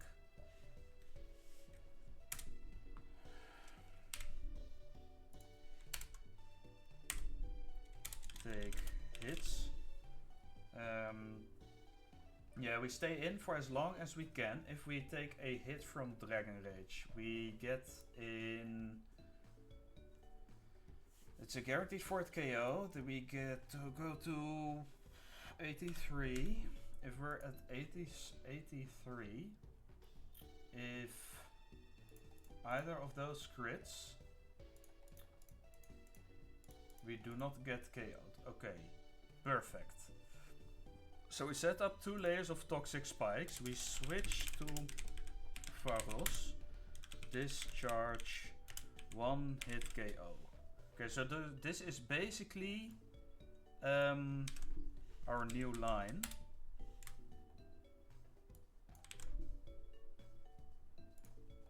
Discharge 1 hit KO. Shell, bell, little shell, bell, recovery. Kingdra in. We need to figure out what Kingdra is going to use when we're at lower HP. Because if we're going to assume the worst in this case, we take 80 damage from Dragon Rage. Wait, does it? It deals more damage.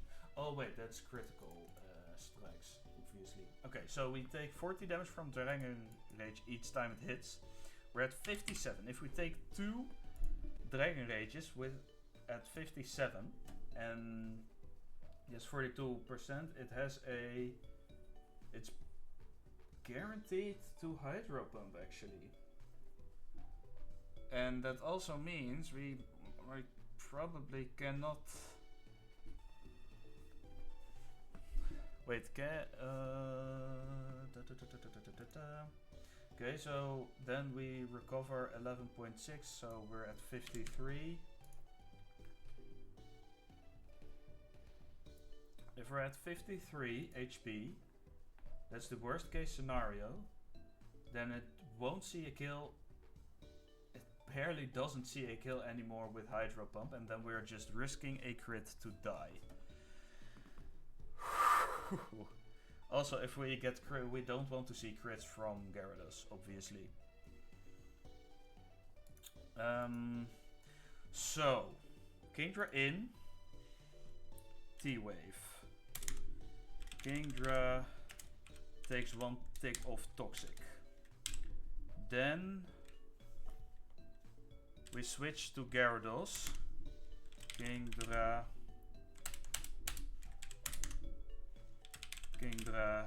takes another tick of Toxic. Then I think we might want to just pivot a little bit through Pokemon.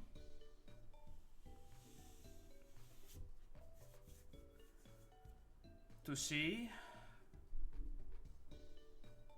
how much damage it takes, because Kingdra will be badly poisoned if it comes in. Then take 1/16. Wait, is that the way? That's the way Toxic works, right? Badly poisoned. Like it takes 1/16, then 2, then 3, then 4. Let me double check. I think that's how it works. Badly poisoned. It does n/16, where n starts at 1 and increases each time it takes damage.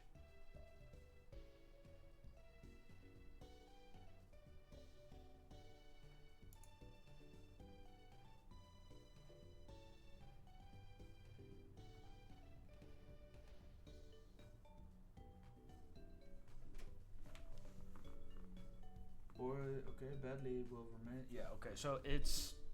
Then it has taken 3/16 of its HP.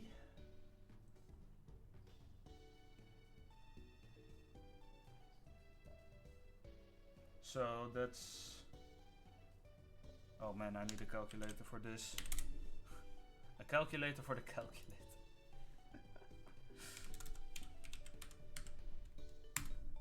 So it will have taken 18.75% of its HP. Then it will take another 18.75%. So this times 2. It will be take 37.5.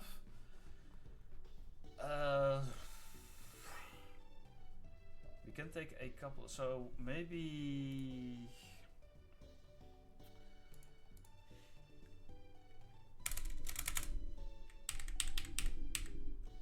Switch to...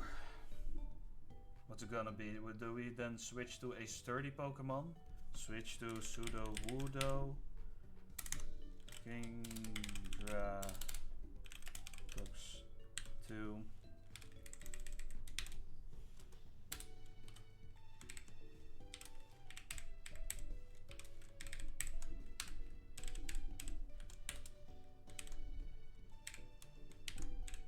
Then switch to Steelix. I don't know.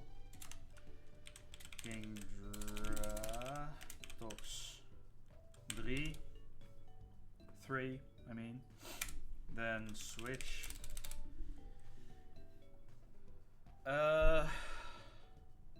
No, we first switch to...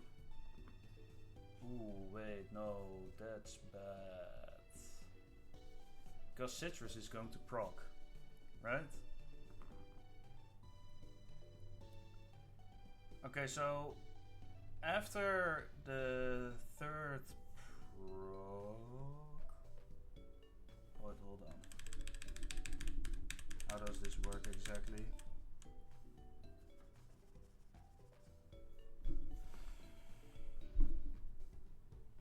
Why did I overlevel Heracross, man? The line was free. Why did I misclick?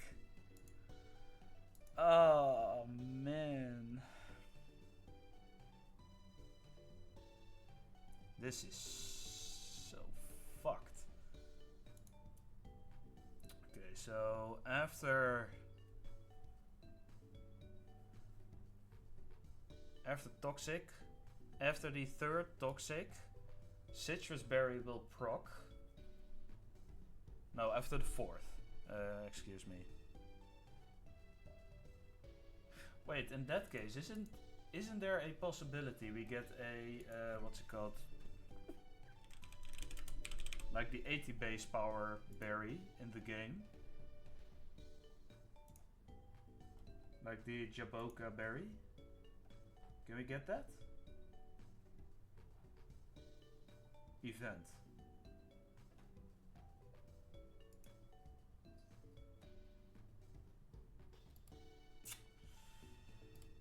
And what about the Nomel berry?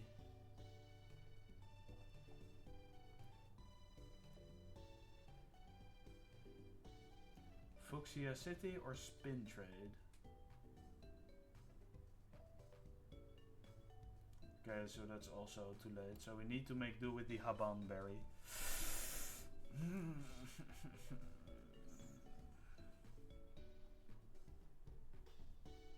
We basically need to stall this Kingdra then. Can we PP stall this? No, we can't. Because wait, which? Hold on. What ability does Chinchou have? Oh, it's Illuminate. It's not Water Absorb or Volt Absorb. Damn it, dude. What about Cloyster?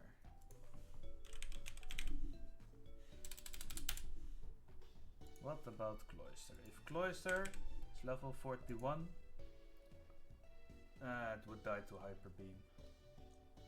Yeah, that's not going to be it. Oh.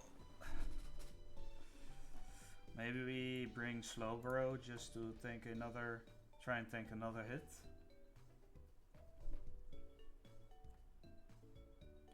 I think that's our best bet if we want to try and stall for it. Ah, we can stall out the poison by repeatedly using Slack Off, of course. Yeah, but then we thought Natural Gift for nothing. Well, hold on. Natural Gifts has a chance to one-shot the Dragonair. Not even, actually. What? Oi, oi, oi, oi, oi. But Gyarados seems to fare pretty well against it, but so should be fine in the late game in the end.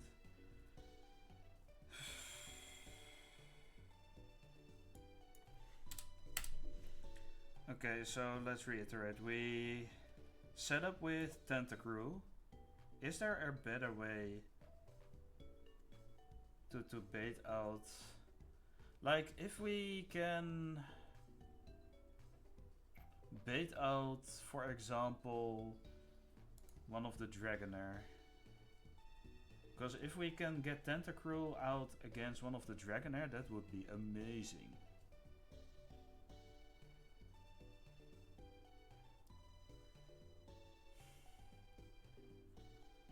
And that would mean we need to kill Gyarados with something else than Ampharos.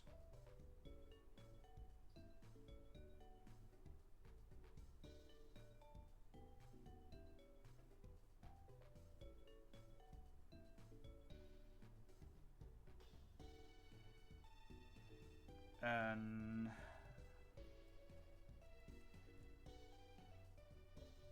is there... Let's look at the Pokemon. Like, we can bait in... If we can manage to bait in Aquatail Dragonair. Let's check the AI real quick. What Pokemon has the best offensive type matchup against me?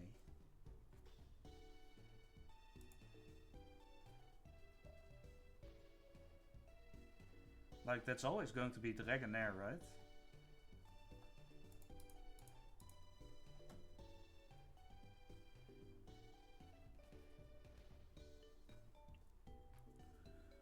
Is it always going to be Dragonair, though?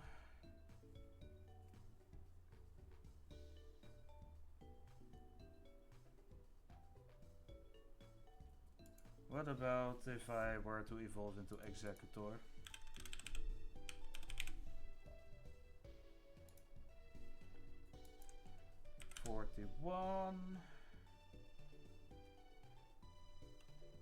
And then Kingdra comes in. Hyper Beam is kinda spooky, and that's only given if it's got. I don't believe this Execute has great IVs yet. This Execute is terrible. We might need to sack something, guys. It might not be a deathless line. No, I'm not giving up yet. I'm not giving up just yet. Hold on, hold on. Hell no.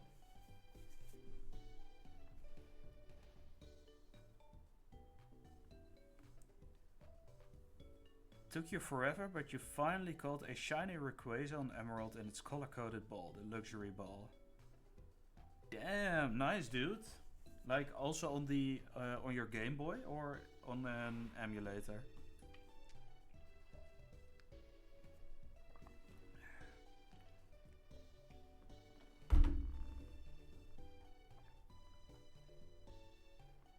Regardless, that's sick. Shiny Rayquaza is one of the better shinies in my opinion. Because it has save states. Yeah, that's fair.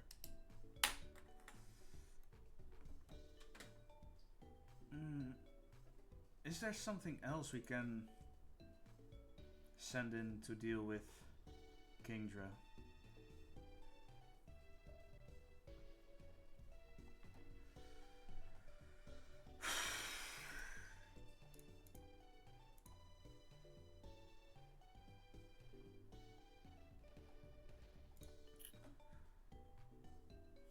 If only I did not over level Heracross. Now we have to recook. Toxic spikes.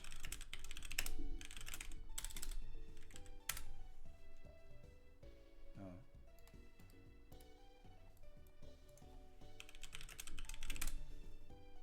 Oh, Bulbapedia's just down. Alright. Excuse me.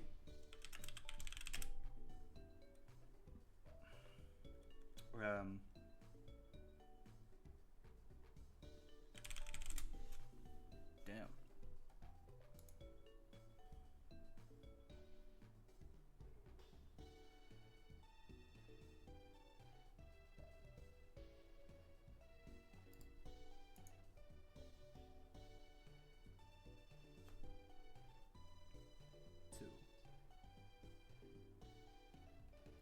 Toxic Spikes has no effect against flying, poison or steel types.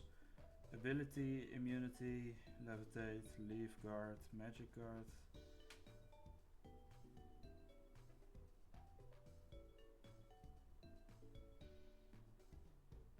Poison.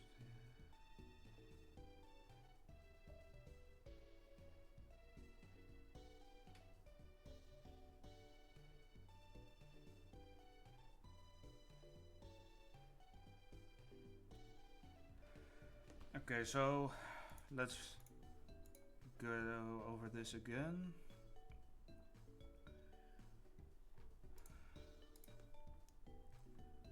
Let's assume the worst if we can. We take 80 damage from Gyarados, puts us at 43.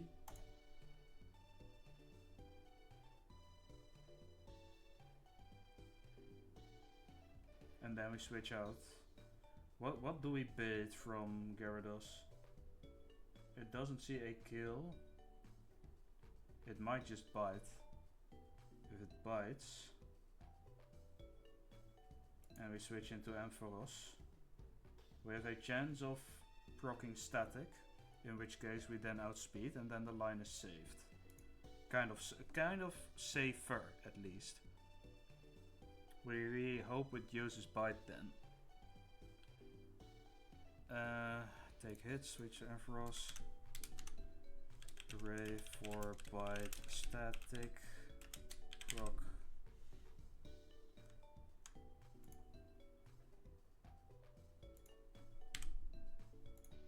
Then discharge, we outspeed and now 1 KO with discharge. King Drain, we T-wave. Then it takes 1 damage of poison, 1 tick of poison. We switch to Gyarados, take a move. Then it takes a 2nd tick of toxic poison. So it loses 18.75. Then Natural Gift deals... Natural Gift to Gyarados deals at least 45.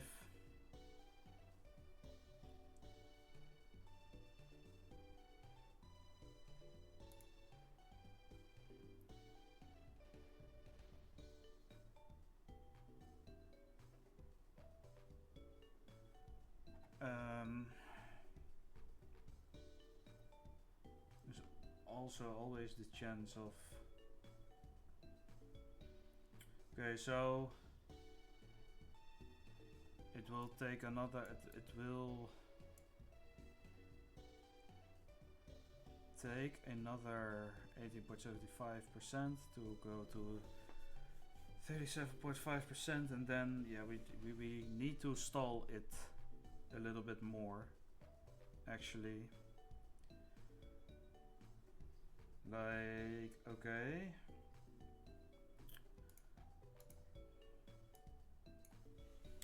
Let's do it 116 tox.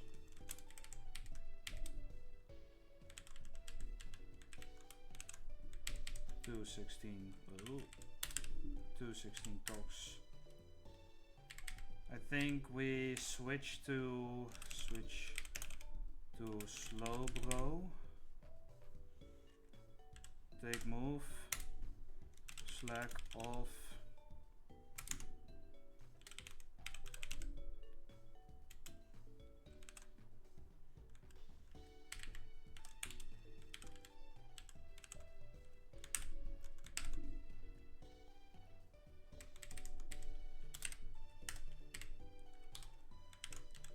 If we're able to stall with slack off,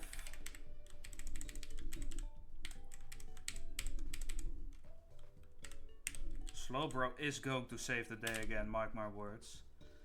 If we're able to stall with slack off and get into a position where either Claire is forced to use a hyper potion, like Toxic just...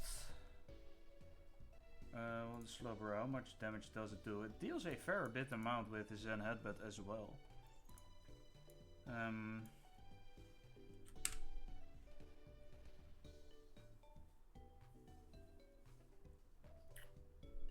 Let's see. So it will take 1, 6, 10.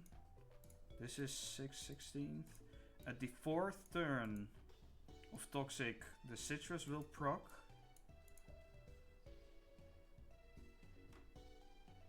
So this basically gets negated.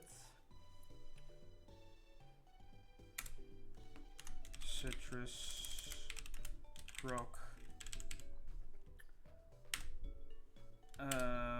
Then I think we'll do another line of this 5, 6. Surely somewhere around here should be safe, right?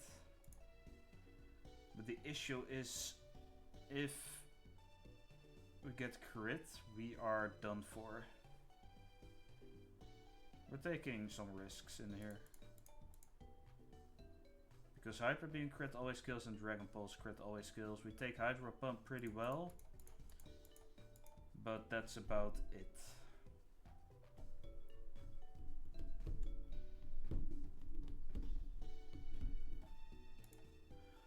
But, okay, so if we don't deal damage, we switch to Slowbro. We just stall out the Toxic. How much power points does Slowbro have?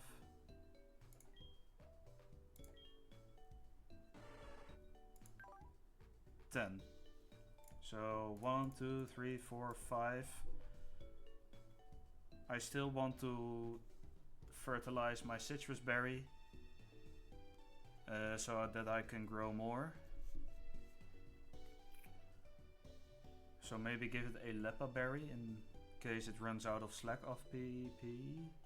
We also have the added benefit of it potentially paralyzing. So yeah.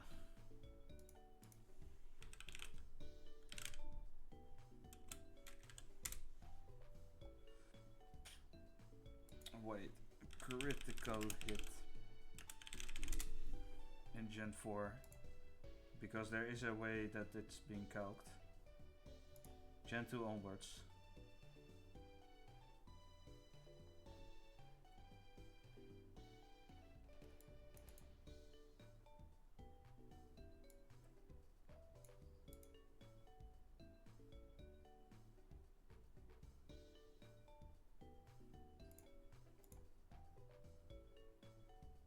Yeah, critical. It's got sniper, and that's what makes it so scary too. We need to play around critical hits at this battle. What stage in this case? +0, +1, +2, +3, +4 and above. Chance of critical hit.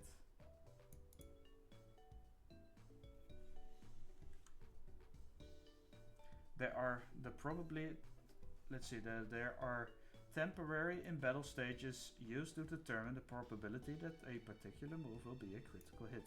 What stage based on? Oh, stage modifier. Hold on. An attacking move will start out at stage 0, but there are several ways to increase it, as detailed in the table below. +1 stage. Moves with a high crit ratio. Razor Claw, Swimmers, Super Luck, Dragon Chair, nope. +2 stages.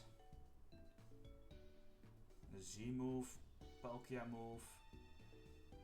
For no, okay, Focus Energy, Dire Hit, Dragon Chair. When used on a Dragon type, triple arrows. Okay, okay, so it's always that. Okay, base. It's okay. So we're always risking a 1 in 16 chance of getting absolutely dumpstered.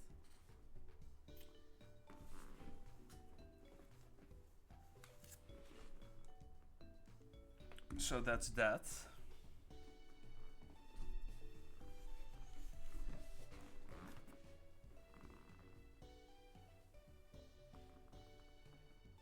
Also, does Slowbro just straight up outspeed Kingdra even if it's paralyzed now? Oh wait, but then we cannot paralyze, of course. Wait. Okay. So this is assuming we just Kingdra in. We switch to Slowbro. That's about it. Okay. So as soon as Kingdra comes in, we switch to Slowbro. We don't have to risk a particular. We don't have to risk Ampharos anymore, which is nice. But yeah, we no longer outspeed and kill stuff, unfortunately. I'm going to think about this a little bit. I'm going to the toilet. I'll be right back.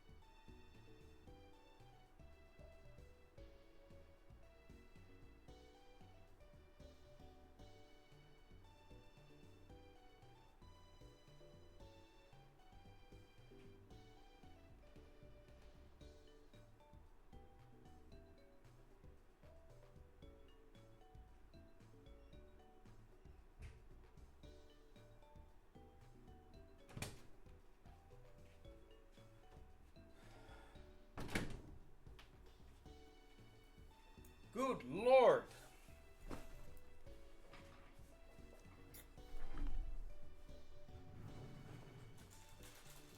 Let me get something to eat real quick. A little snack.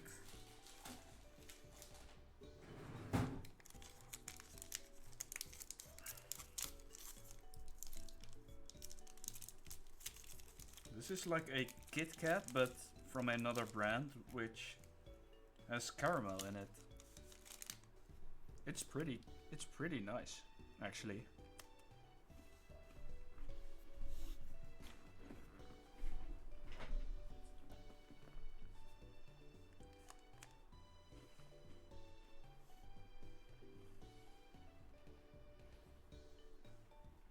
Okay, so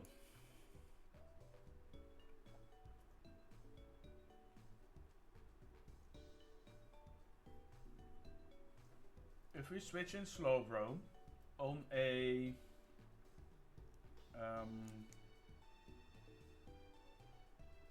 hydro excuse me. If we switch in Slowbro on a hydro pump, I think that's about the best it can get.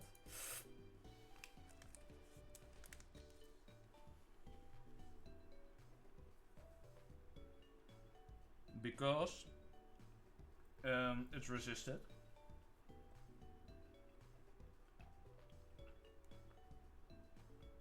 And it puts my mind at ease knowing that it will go for a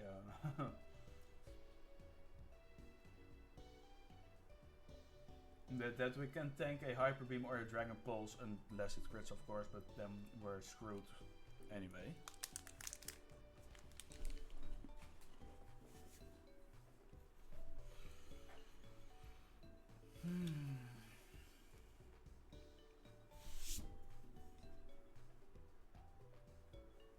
And ideally, we also get Gyarados in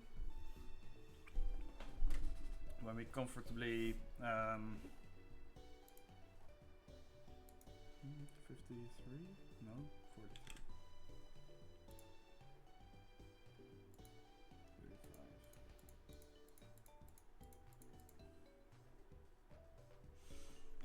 Yeah, we need to figure out how to deal with the Dragonair. I think we're not bringing Sudowoodo or Steelix, so we have some space to play around.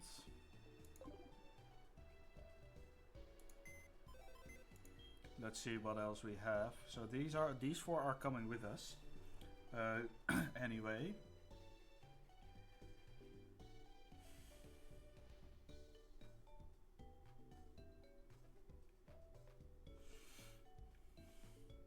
Like, can we get what TMs are there in Gen 4 again?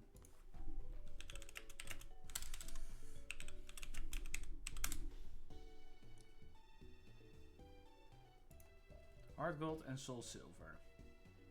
Do we have Ice type stuff? Oh right, yeah, we still have Ice Beam and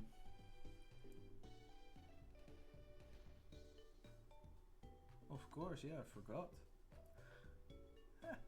Also, we can get it at Seafoam Islands, which is an interesting one to consider.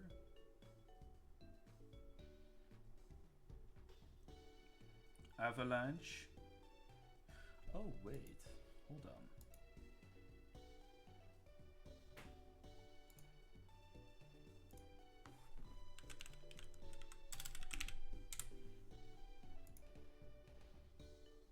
No, that's not going to work, is it?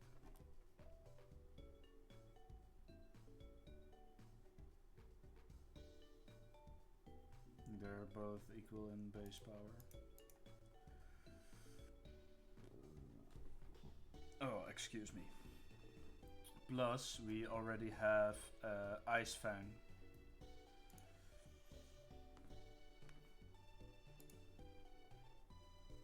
What else is there? That's about all the ice types we get, then, I guess. Yeah, Dragon is the only way we get do that. We can do that. Okay, Dragon Pulse there. There's also Dragon Claw in the game. Route 27.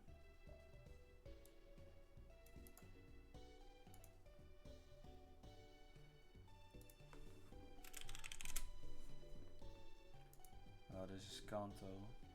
Is it? Yeah. Okay, we don't get that one either. We can get we can win it on the lottery, but oh, wait a minute. Maybe I just I forgot we still have this hell of a guy. A Jinx 41 with Ice Beam. Like Ice Punch already does quite an Ice Beam. Okay, we're basically fine with the Dragonair as long as we can I think we send in Cloyster at some point to deal with. Like, it's Icicle Spirit skill link, so it always hits 5 times.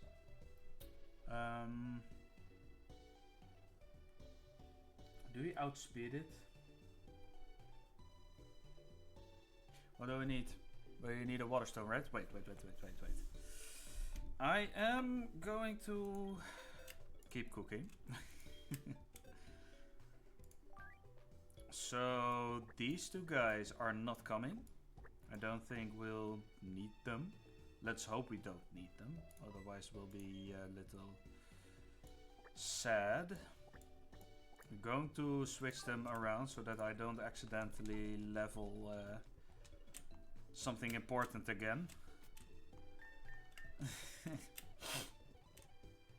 So let's level Gourmet up first. Sheldar also learns Whirlpool as an HM. Just like that. Easy.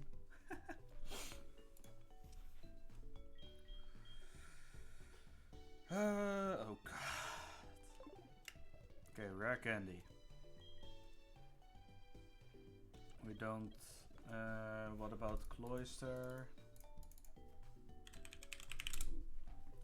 Prep going wrong. Do we want Spike Cannon at any point?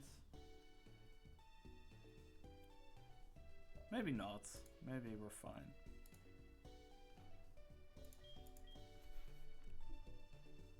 I think let's level Jinx first. Now that I think of it. What's fake tears again?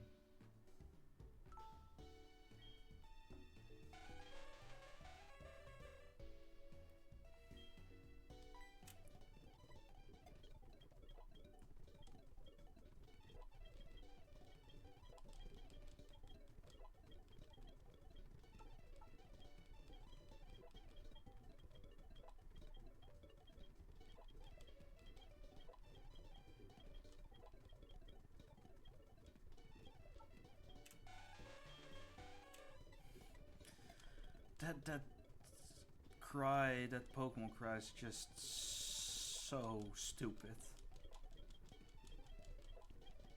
Like, Jinx isn't a bad Pokemon by any means. Let's be clear on that.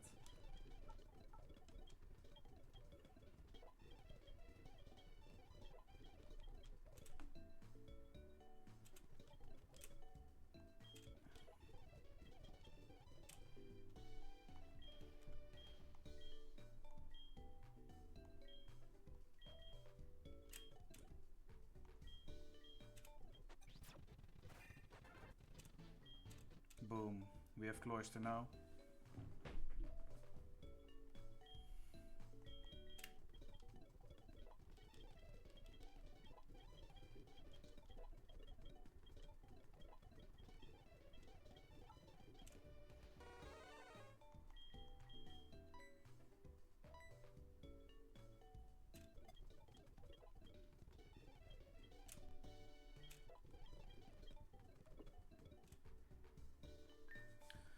Okay. So if we save for now and export our party once again.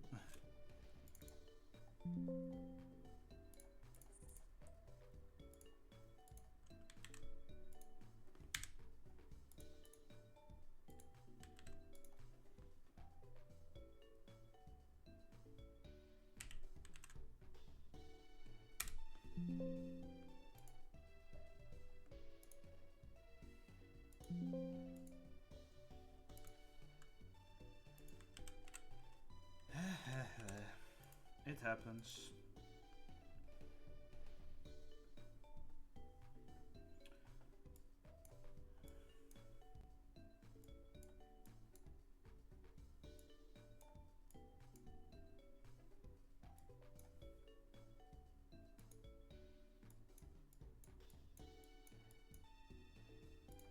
Okay, so Cloyster against these Dragonair should be pretty fine. Actually, The only spooky thing is Dragon Pulse, but oh, we don't outspeed it actually. That's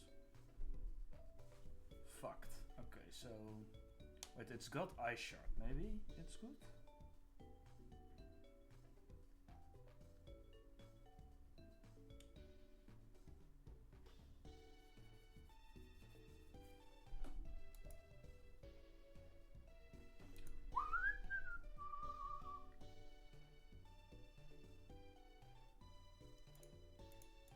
Either of the Fire Blast Dragonair is a little spooky actually. We need to outspeed that one with Jinx, I believe.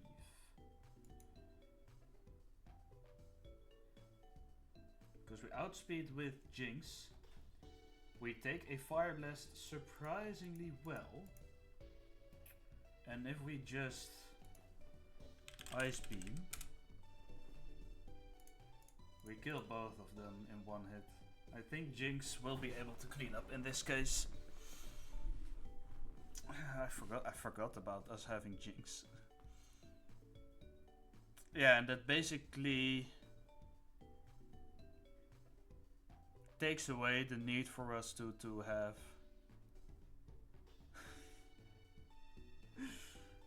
we thought natural gift for nothing in that case. It's a nice backup though. Let's keep it if things go south.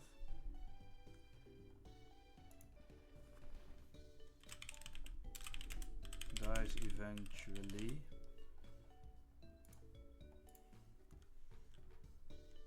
Dragonair in. Shut up, Huey. Which one comes in though? Because we are with Slowbro.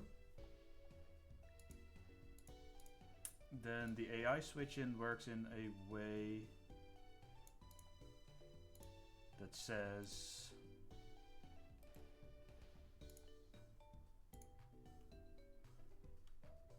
what Pokemon has the type unless single type. If single type is that type, no, send out that mon. Look for the best move from non-KO mons. If multiple, team order. So against Slowbro,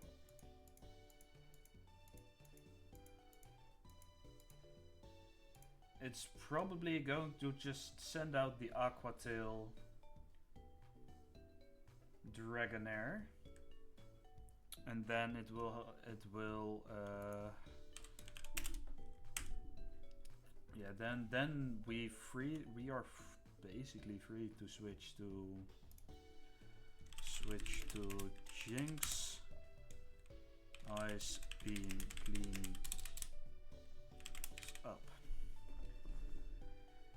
So that should be the line. Are we able to stall out Kingdra is the first question. We are able with Cloyster to not take a Hyper Beam. We're risking critical hits all over the place. But currently I am honestly not really able to find anything better for now. Unless we have to sacrifice something, but that's not what I want to do. Because I don't want a penalty, I want a bonus for next game. There's one more thing I actually want to check. One more thing. Because we also have Machop. Does Machop learn close combat? Or Machamp? Machop. It doesn't. Okay. It's an egg move. Okay, it does learn close combat. As an egg move. Close combat learned by breeding with.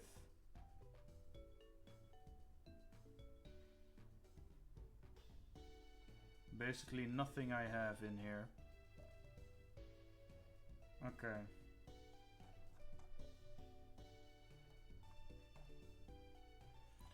lucky.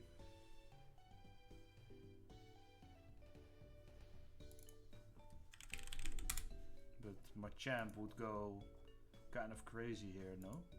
It's got decent special defense. I don't know how well it takes hit from...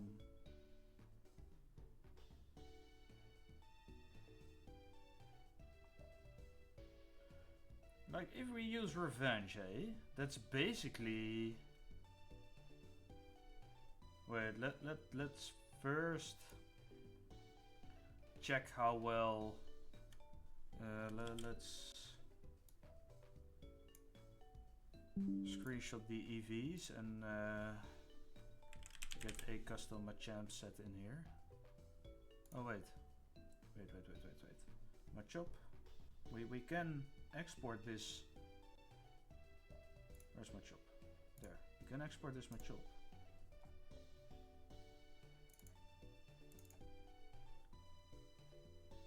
Machamp. Machamp? No. If we import Machamp,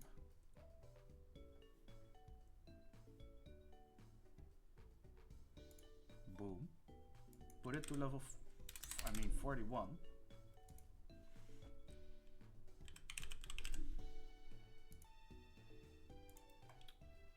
Machamp against Kingdra goes kind of well. Black Belt. Vital Throw.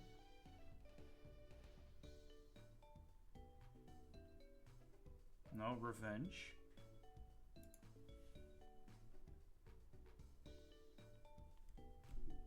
Yeah, but they basically then need Machamp to have a free switch in, so that might not be...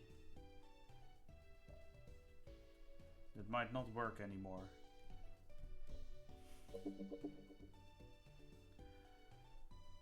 Hold on. Can't Machamp just literally fill the... Oh no, because... No, I think Machamp is not going to cut it. It could fill the Heracross role, but Revenge move is a move that doubles in power if it moves last. And because Heracross should have been faster to use close combat and one-shot Kingdra from a certain threshold, I think this doesn't work. We also have Mankey. What about Primeape? I mean, Primeape learns close combat from himself. Mankey. Nah, too late.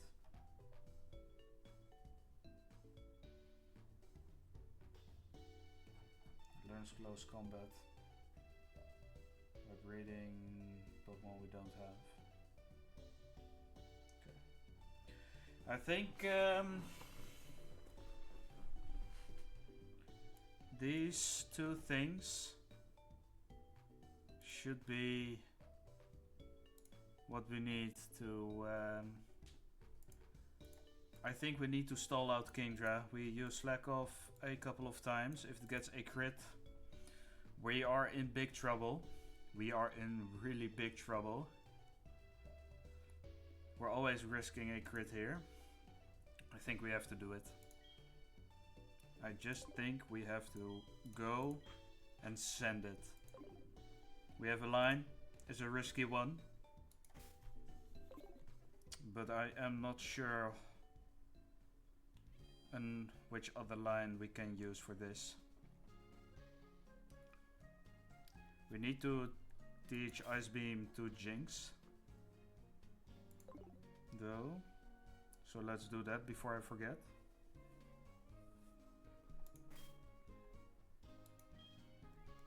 It didn't get Ice Beam on its own, right? Jinx. Yeah, it doesn't. Hey, that's so bad. That's so meh. Wait, doesn't Jinx also... Doesn't Jinx kind of fuck with Lance? Now that I think of it. Hold on.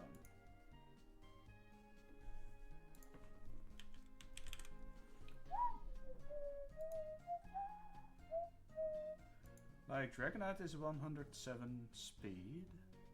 It's level 49. 90, 107, 107.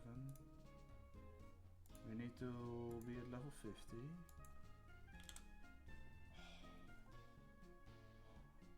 That's too bad.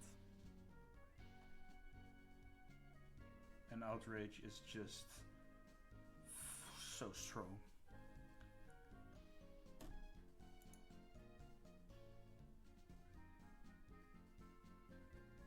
Yeah, we'll get to lands later.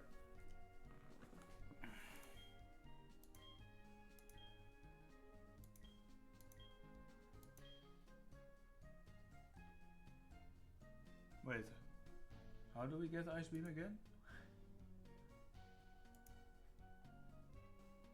Seafoam Islands? So we need to go to Seafoam Islands first? Or in the Goldenrod game corner?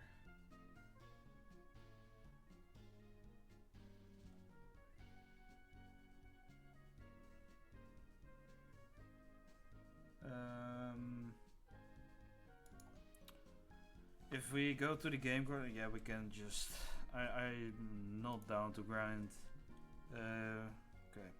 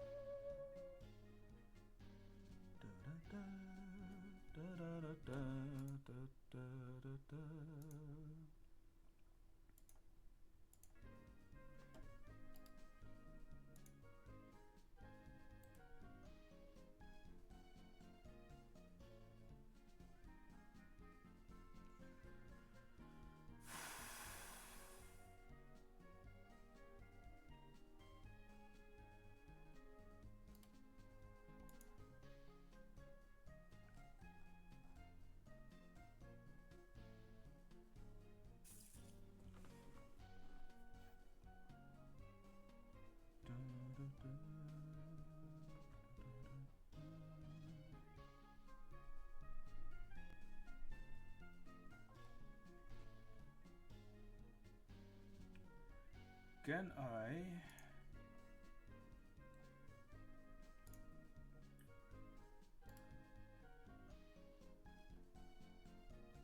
Is there a cheat to get...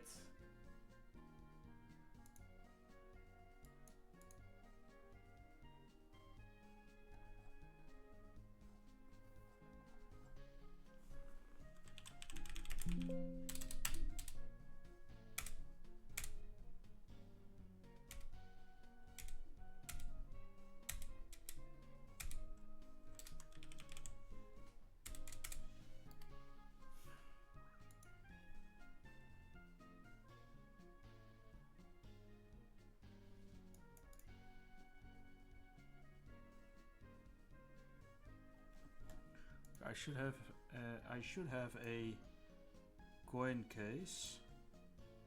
I don't actually. No, wait, I would not like to call right now. I am in a pickle. The other location we can get is Seafoam Island.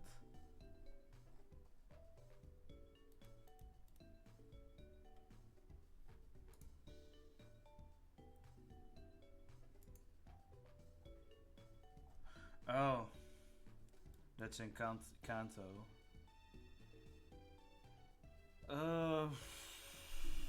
Let's see.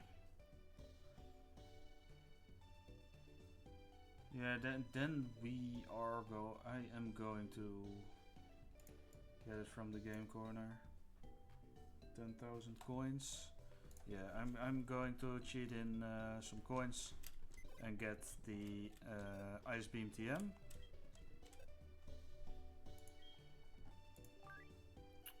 Let's switch.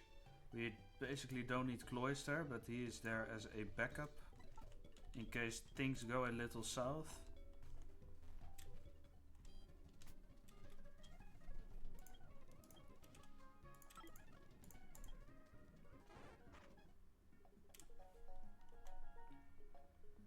We're back in Goldenrod. Hey.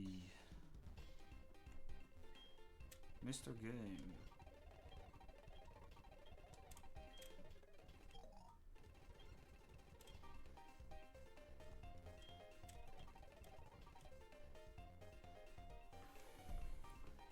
Okay, we have the coin case now.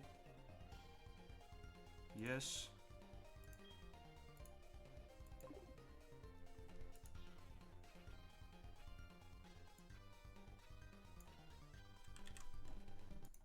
Then we add it. Boom.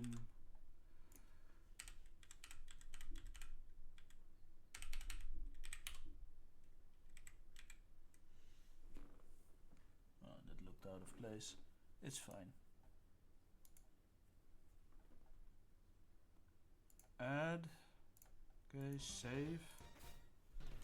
Then we select and look in our bag.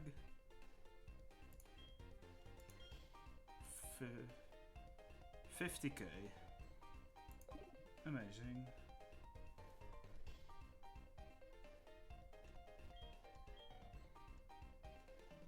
No, we don't get a reward Pokemon. Technical Machine. Let's get Ice Beam. Can also get Substitute. Do we ever live through... It's delayed to Calc now, but do we ever live through...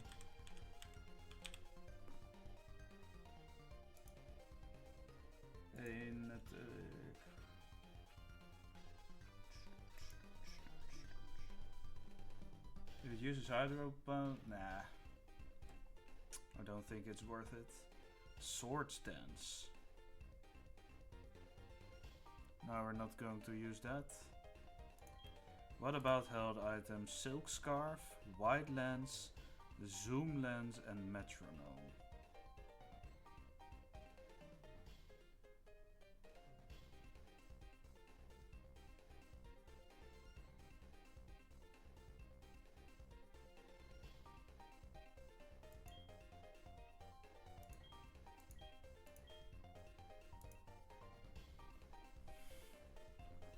Okay, so we got Ice Beam.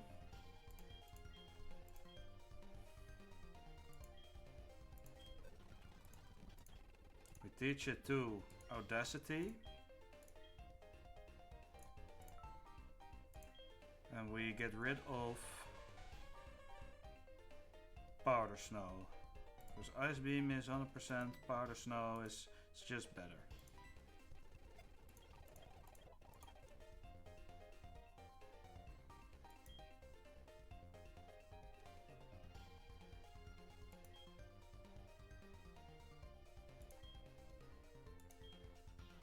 We can teach Thief to someone if we want.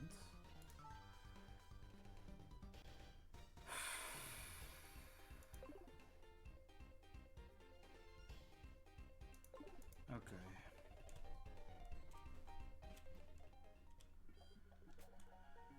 I think we're ready. Well, I'm not ready, but we'll have to go. We'll have to do.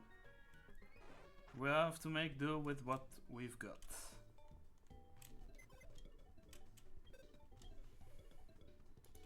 I dealt myself an accidental overlevel. I gotta deal with the cards that I have been dealt. Oh boy. Okay, now we give Cloyster a Never Melt Ice. Because I believe if it has a Never Melt Ice... if we, for some reason... Never Melt Ice. We have to do that. Okay, do we give...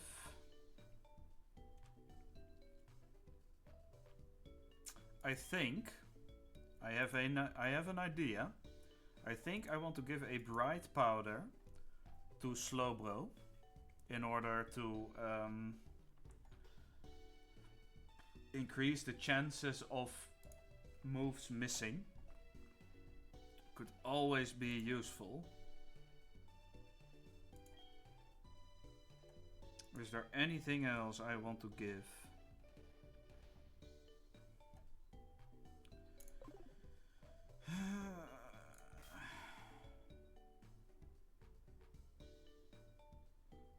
What about Squidward? Do you want anything? Are you where do you get leftovers in this game actually?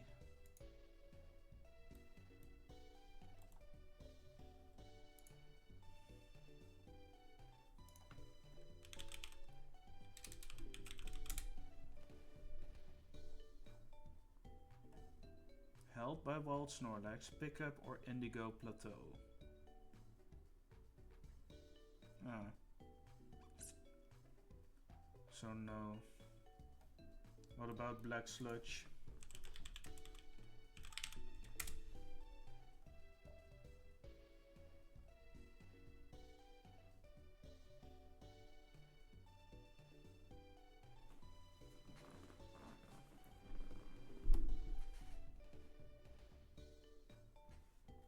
Route 17 is Kanto. Fuck!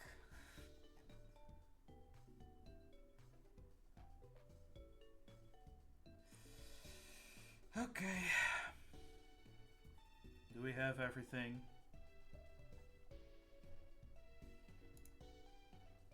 Yeah, we'll have to stare if we get crit. Crits are really important in this battle, and I don't like how important it's going to be.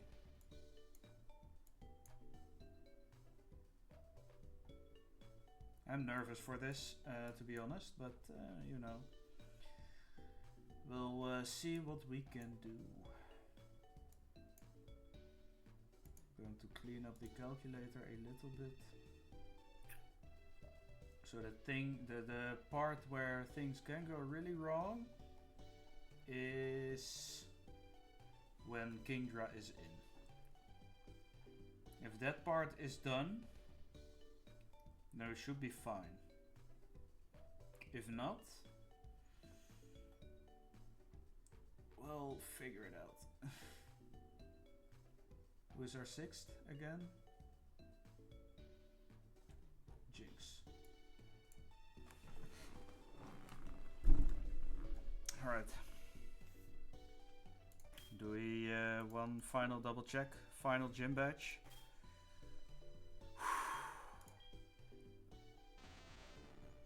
Squidward has gotten toxic spikes. That's basically the only thing it needs. We have Ice Beam on Audacity.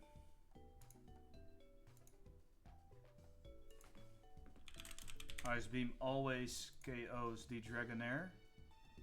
Both of them. We also outspeed every single time. So that's good.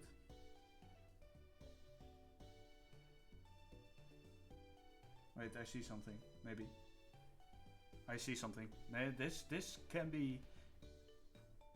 This depends on whether Jinx can learn Thunderbolt. If Jinx can learn Thunderbolt, it baits in Dragonair with Fire Blast. We get rid of one of those. It doesn't. It doesn't? What? What do you mean it doesn't learn Thunderbolt? That's just stupid.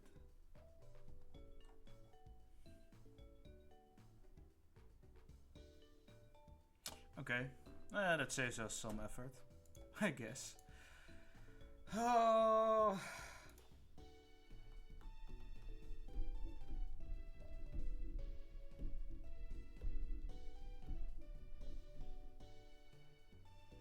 Gyarados is a Haban berry in case it needs to chunk some stuff out. Cloyster is here as a backup.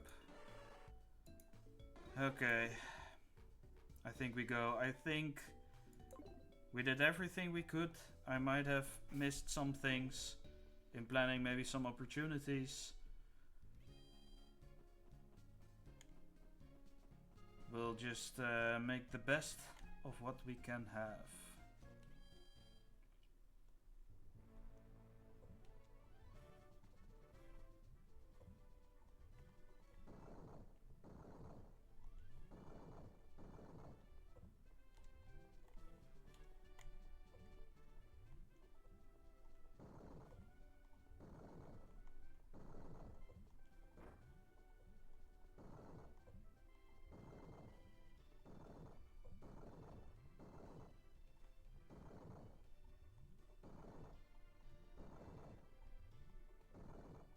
Wait. Why am I stuck now?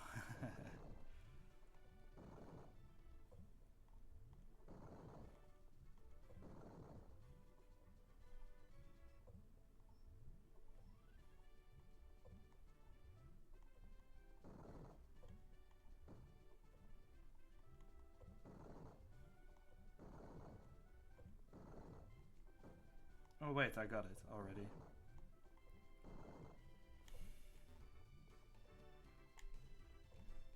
Then the final one.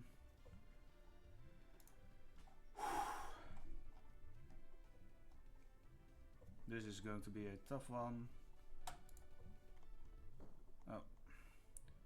Left, center, center, right, center, up, up, up, center, right, center, up, up.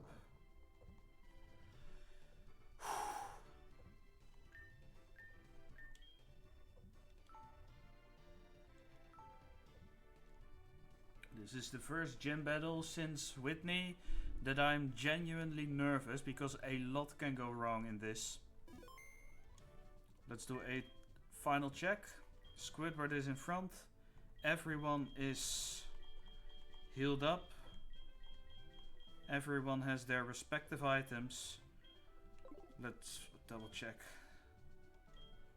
Let's quintuple check at this point. Right Powder, Never Melt Ice, Habanberry, Jinx, Tentacruel. Jinx doesn't need anything. I want to look at something. If we can deal enough damage with Jinx to Kingdra. If it's holding a... Because Jinx takes Kingdra's attacks surprisingly well. Never Melt Ice.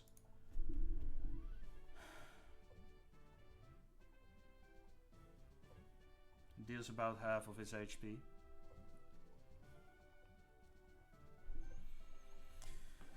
Oh, I need stretch for this. Let's lock in. Alright. I think we'll just send it. Fuck, dude. Why did I overlevel HeartGold by accident? Then the line would have been a lot less complicated.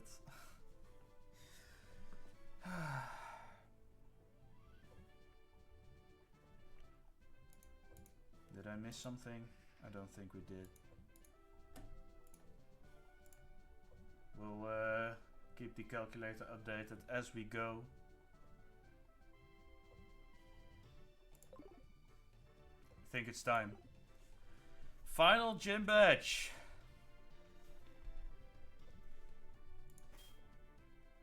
One more save.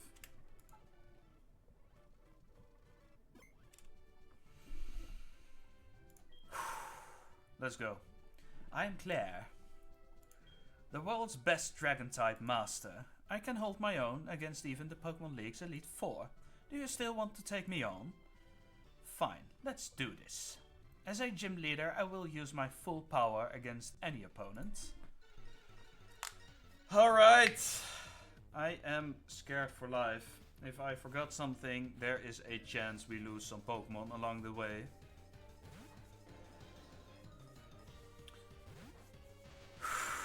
Alright, Gyarados comes in. It intimidates us, that's not a problem. We are going to Toxic Spikes twice in order to set up 2 layers of Toxic Spikes. It uses Dragon Rage, which is good because we don't get crit by that. That's a safe line. I expect another Dragon Rage at this point. So we'll Toxic Spikes again. So that's the easy part done. It uses Dragon Rage again. So now it's at 43 HP. And that means it doesn't see a kill with anything. It will likely prioritize damaging above anything else. So we expect another Dragon Rage to come in. We're going to switch to Ampharos.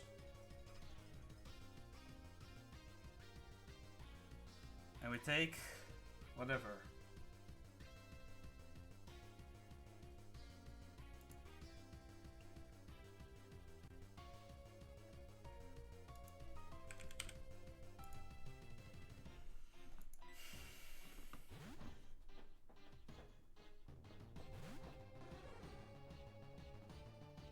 Alright, it uses Dragon Rage. Now, I still expect it to keep using Dragon Rage with Discharge. Alright.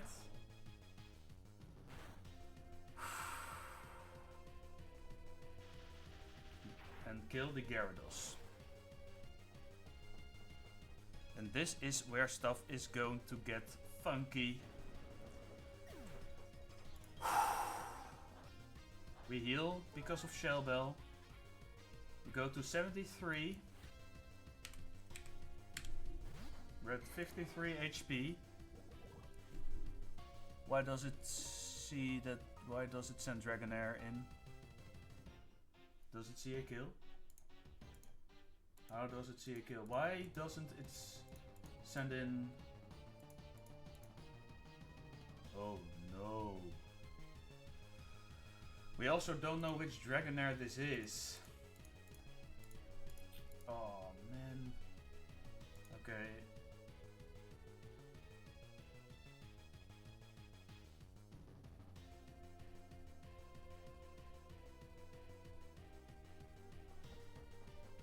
Yeah, she has two, and it's only female Dragonair, so we cannot see what this is.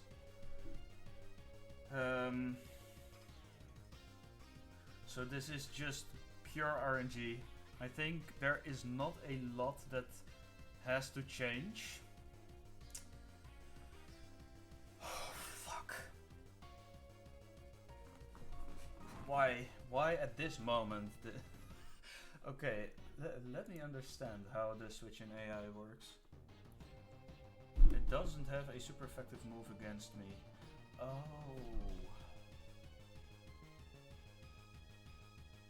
I think I missed that. Oh no, I don't think I missed that. Use previously KO mon stats, abilities, items and stats. Look for best move from non-KO mons. How the fuck did... What the hell did I miss? What the hell did I miss?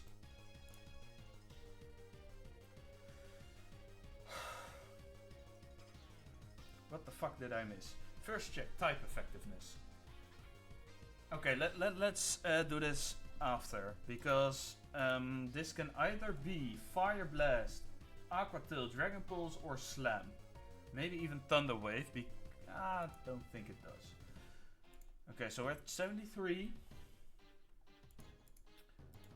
Discharge is now not going to do anything. If we switch in Cloyster, we don't outspeed. So that's not an option. If we switch in Jinx, we can take whatever hits coming in unless it's a crit. If we switch in Gyarados,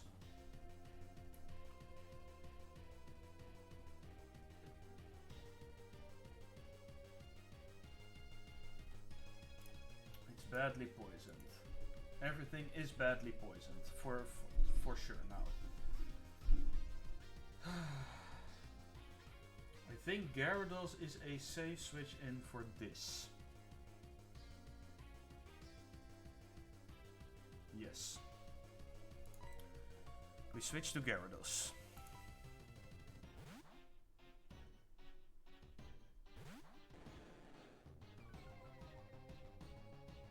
Then we can also check which Dragonite this is. Okay, it's Thunder Wave. Oh, that's so bad. And its poison is gone. We are in really bad shape.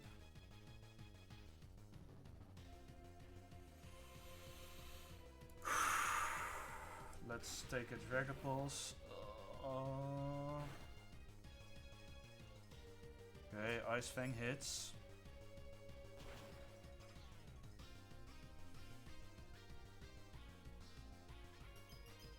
It freezes.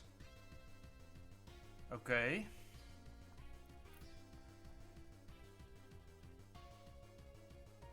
It's going to use a potion, right?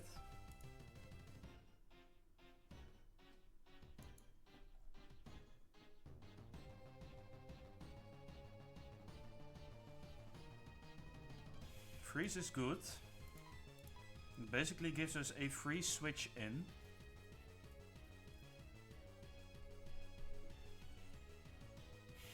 To what? To Jinx? I think we risk a switch into Jinx because it's either going to full or to Hyper Potion. Yeah, I think we switch to Jinx.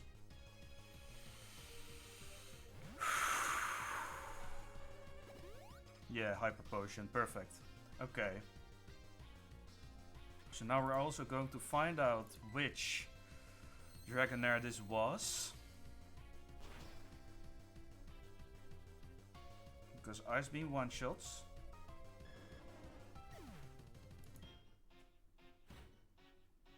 Okay, this is Dragonair. This might be really good because now we have also more.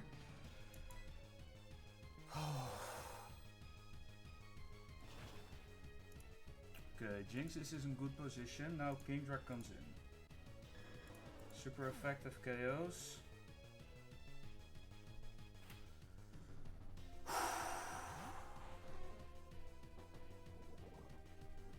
Okay, we get the badly poison.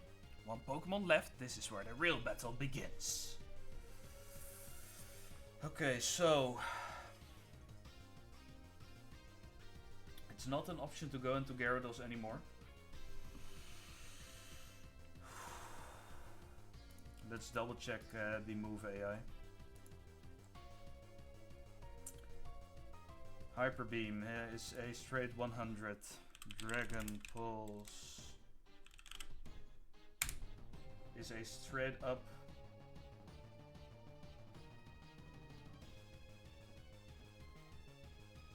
Dragon Pulse is not likely because Hydro Pump.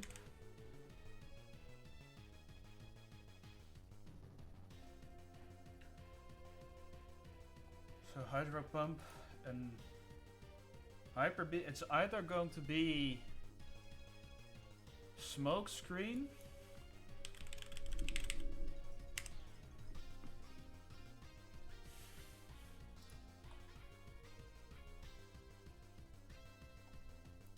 or it's not going to be Dragon Pulse because it cannot KO me and score -1. Hydro Pump. So it's going to either Hydro Pump, Hyper Beam,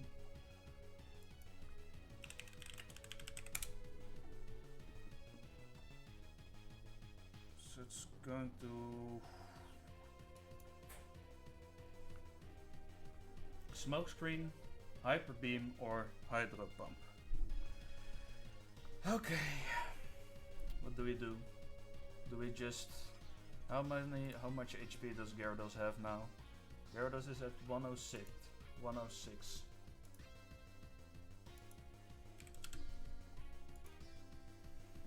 We take a hit pretty well.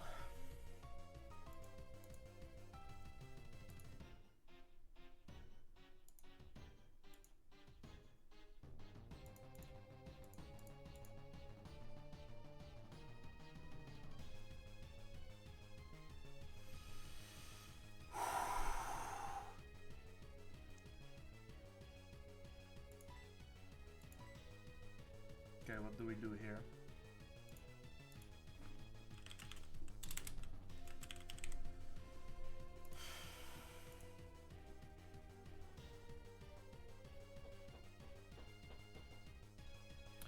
So, here are the options. We can deal about... We can deal a little bit of its HP with Ice Beam. About half. Not exactly half. So that we can proc Citrus Berry already. We no longer have the option to use Natural Gift with Gyarados because we're paralyzed. That gives us too much risk. Gourmet is not a good switch in because it's a physical tank. So we either stay in, risk a crit, deal some damage with Ice Beam to speed up things a little bit and see what it does.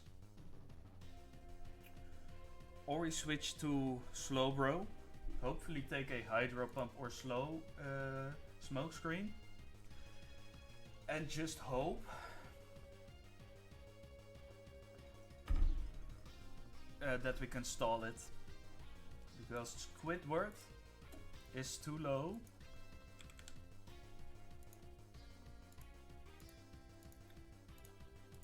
Squidward actually has a chance to live a Hyper Beam. Dragon Pulse and Hydro Pump do not kill, which is crazy at this HP. That just goes to show how specially defensive Squidward is.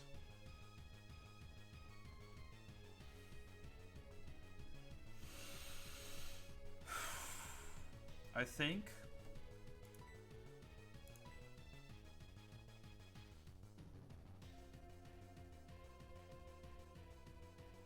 the correct play,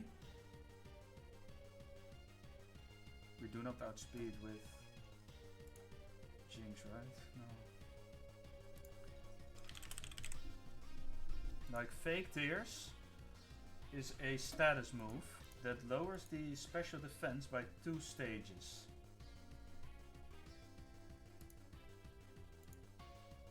If we do that... No, we can't. Now, stay in. I don't think it's good to stay in. That's the problem.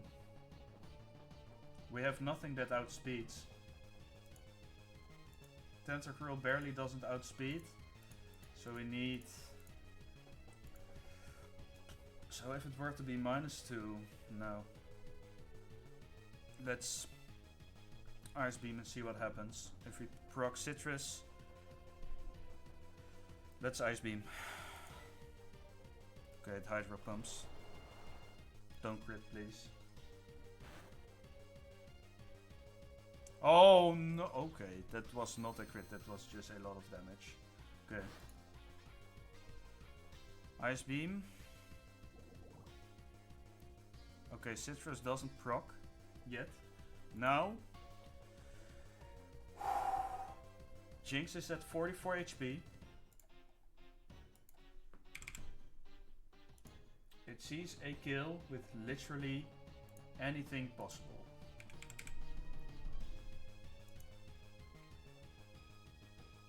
So we're going to take whatever is possible. It might go for Hyper Beam in this case. Which is good, because then we have a free turn of Slack off. If Hyper Beam crits, we might wipe.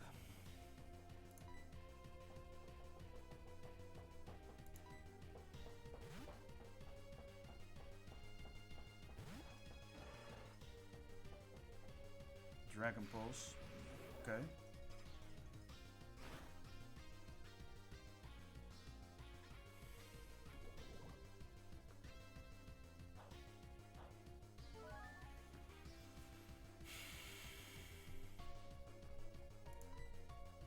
So now we're at 83 HP, which is 59%.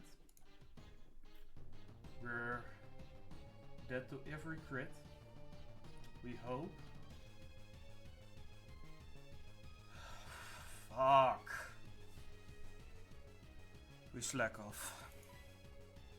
The Dragon Pulses again. Don't crit. Good.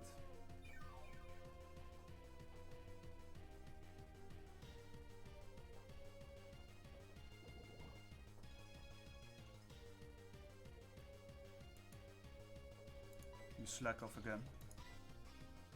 Smoke screen, that's good. Okay. That doesn't matter.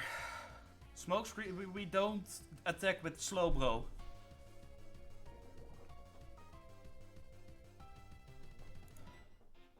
If it doesn't crit this turn, I believe we win. Don't crit, please! Yes! Poison should deal enough damage now. And there's the battle. Oh, yeah, stall tactics are very valid in Nuzlocke.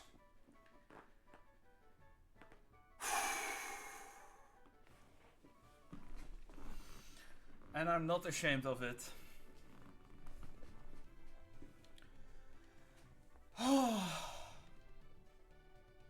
And all this stress because we leveled up HeartGold. One level too many. Oh, yes! Okay.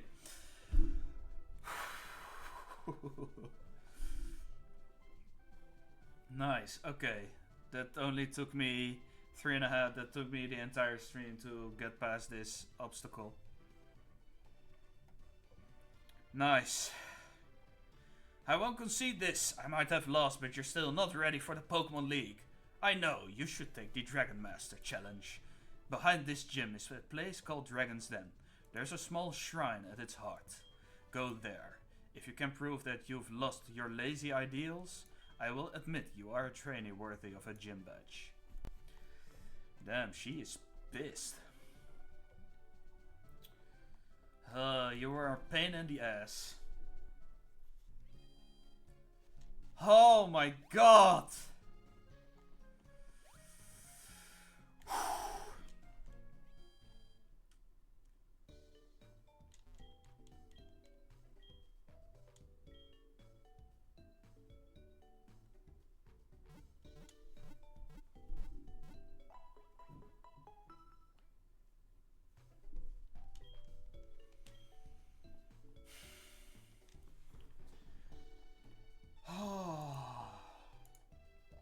We're out.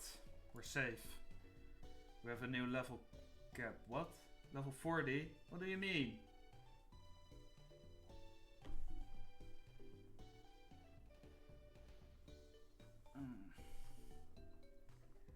That's going to be tough.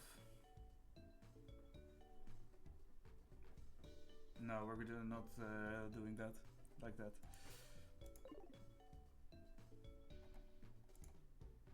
We might have to though. Let's check our box. We are going to do a little bit of planning for silver real quick. And then we'll move on. Let's see if we have to do crazy stuff. Yeah, we might have to. Fuck. So level 40 stuff.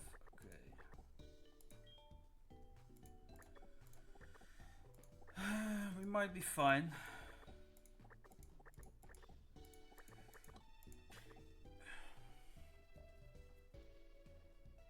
Okay, do we have ways of dealing with Magneton? Like Sneasel shouldn't be an issue. We can... I think we can... No, we can't.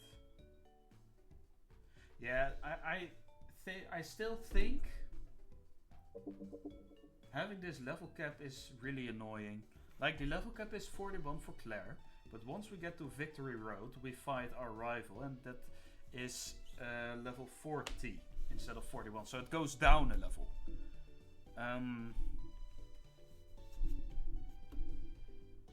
What to do? We get a couple more encounters, obviously. We get a Dratini, and if we do the quiz correct enough, we get extreme speed. Okay, if we get Gligar or Phanpy, we can deal with Magneton.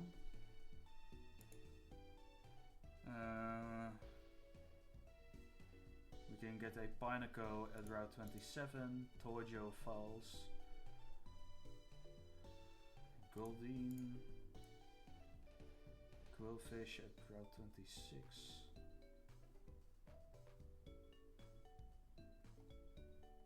Or a Woopa, Dawnfan or Ursaring.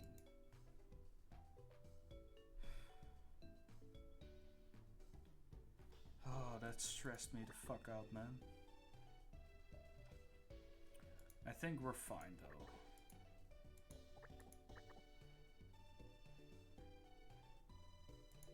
Because we still have some Pokemon that we can use. So I'm not too worried.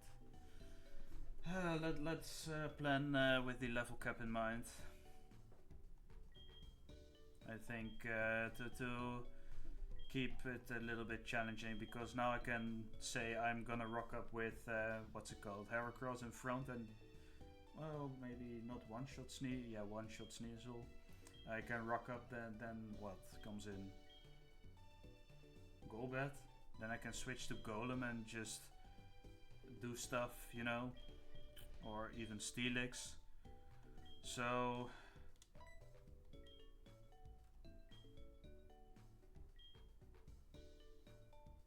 it's annoying though.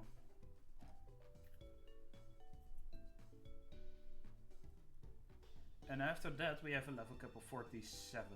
We need to keep that in mind because of the way the Elite Four level cap works.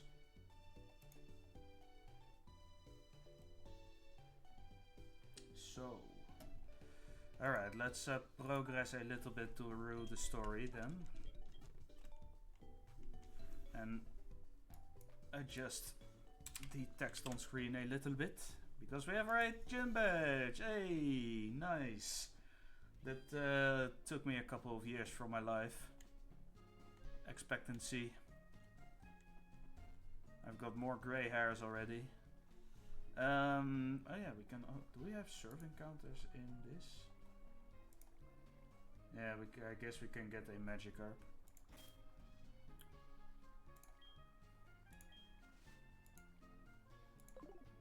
Super Repel. Oh wait, we need to put someone in the box.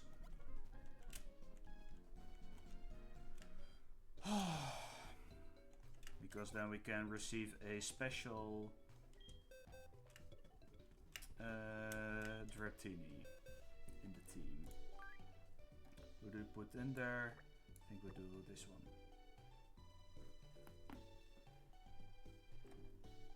Do we need to use Whirlpool for this?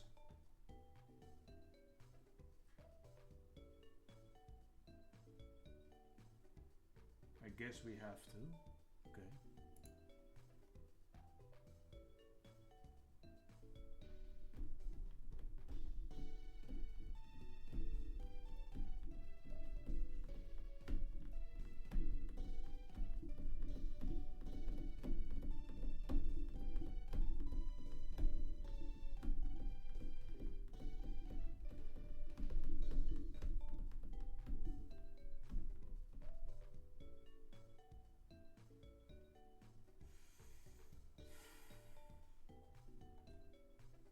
I still don't get why Dragonair switched in though.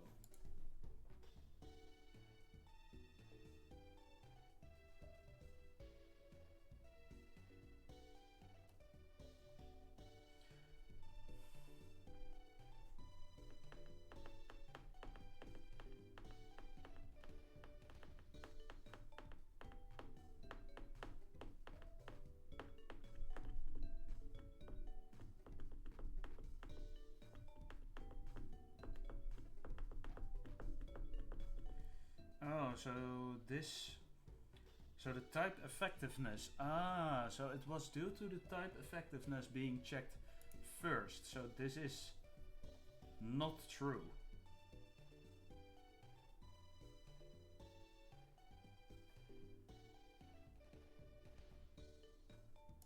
According to this. Because the type effectiveness will be counted first. And so the opposing Pokemon's type will be held against my type. In my case, I had Ampharos in when I KO'd Gyarados. So it would have to choose either between a dragon or dragon, because if a Pokemon is monotype, the type gets counted twice, and then a score gets assigned to him based on its effectiveness. Dragon against no. That still doesn't make sense.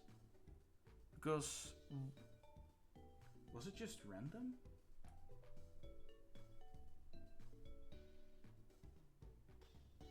After the candidate with the highest score, okay.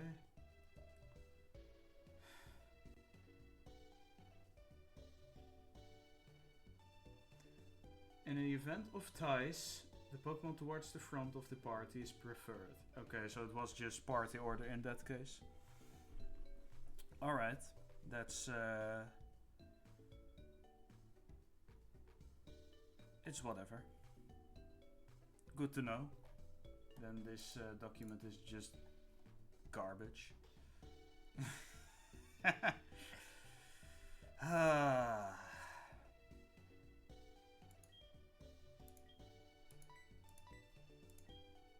We need a Pokemon who can hold Whirlpool for a bit.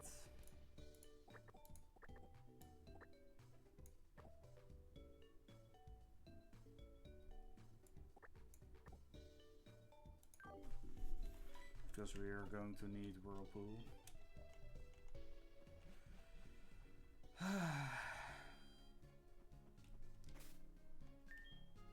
It's so stupid though. Well, yeah. The more you know, right? Alright, let's do some story stuff, some stress-free stuff. I have 4 water types in my party, by the way. It's kind of funny.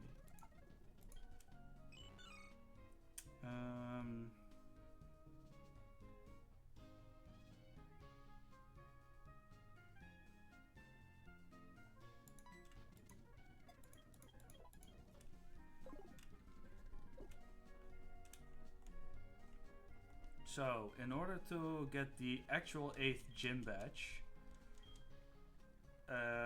we need to go to Dragon's Den first.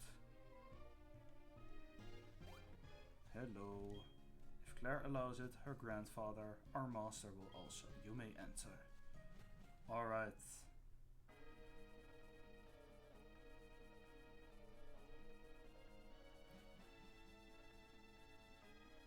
Wait, are there trainers we have to fight in there?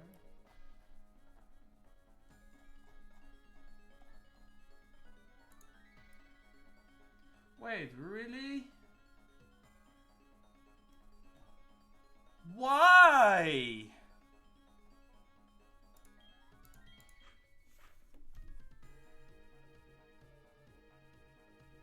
What is that kind of... Okay, this should not be too worrying.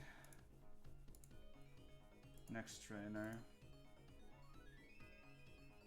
Yeah, screw the level cap for this one.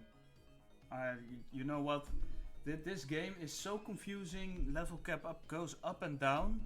I'm just not going to level my Pokemon past it. I will not use Heracross until we have defeated Silver. But other Pokemon of level 41 I am going to use, because I am just kind of sick of this. I'm a little triggered at this point in time.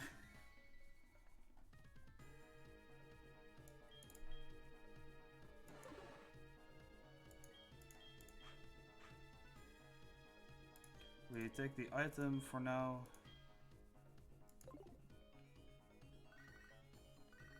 Vance, shut up. Okay, so first is Ace Trainer Kobe. Kobe is down there. Fuck. Okay, let's get Jinx back.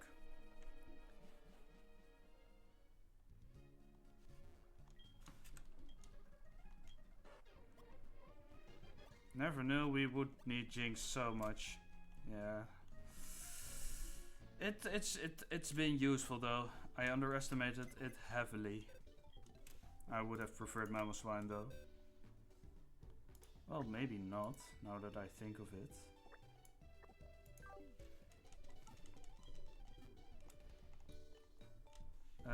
So Jinx goes in front and shoot one shot with Ice Beam.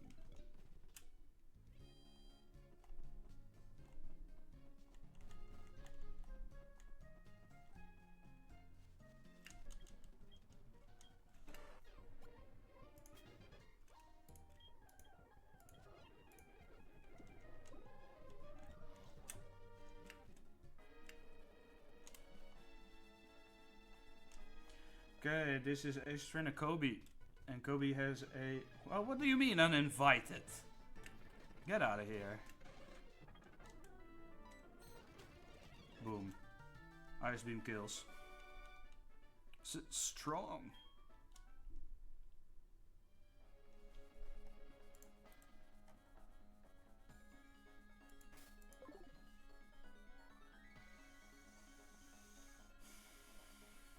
Next is Ace Trainer Piper. She has a Horsey, and Seadra. They all die to Sean. Also, I should increase the counter. Let's see. Sean gets 1 because of that. We need to change this thing. Pebble isn't in battle. Jinx.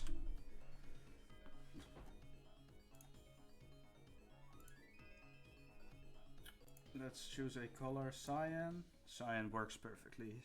Jinx got 2 kills, 3 with this one. We had Yanchi, Yanchi? He had a kill. It was Toxic Spikes. Do we count that as a kill for Tentacruel? No, I don't think so.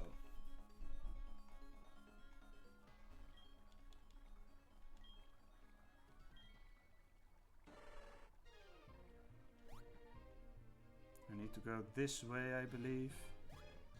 I don't need to fight that guy. That's fine. I don't mind that. These are twins. Do I need to fight these twins in order to get an item? What's the item?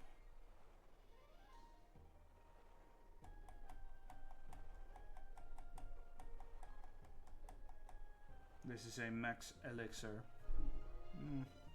Don't need it, I think.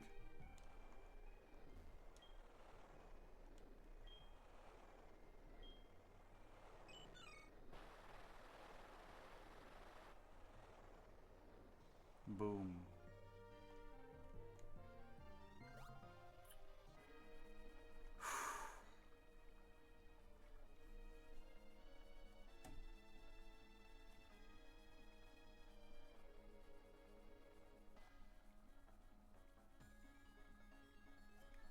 Alright, the Dragon Trial. Good to see you here. No need to explain why you came. Claire sent you here, didn't she? That girl is a handful. I am sorry, but I must test you. Not to worry, you're on to answer only a few questions. Ready? What are Pokémon to you? Friends. Oh, I understand. What helps you to win battle? Strategy in this for sure. Oh, I understand. What kind of trainer do you wish to battle? Anyone.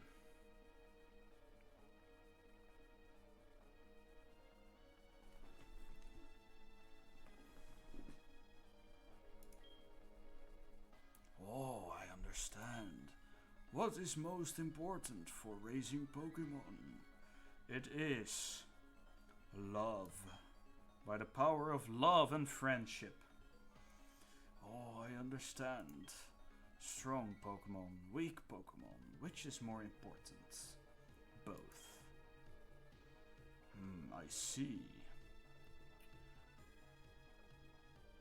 care deeply for Pokemon. Very commendable. That conviction is what's important. Don't lose that belief. It will see you through at the Pokemon League.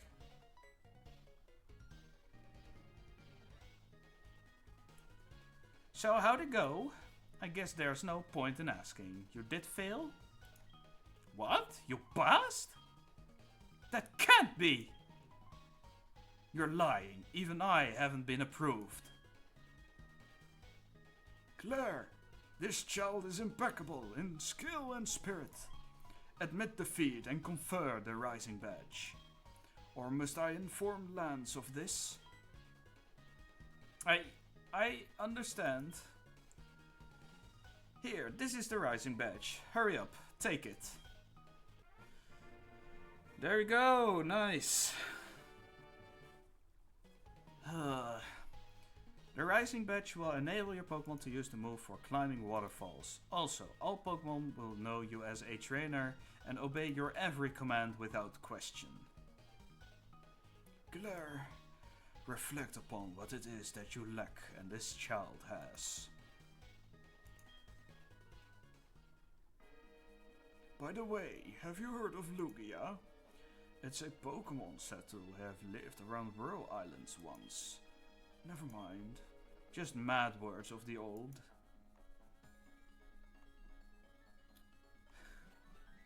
Okay, now we can return. By the way... Oh, what? Wait, what?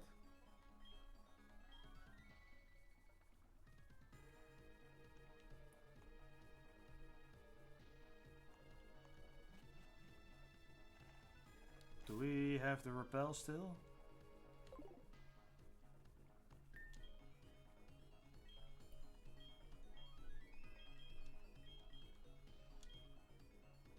Okay, yes. Sure.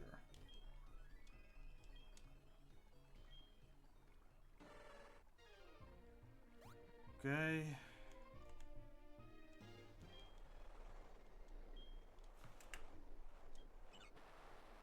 We get across the whirlpool.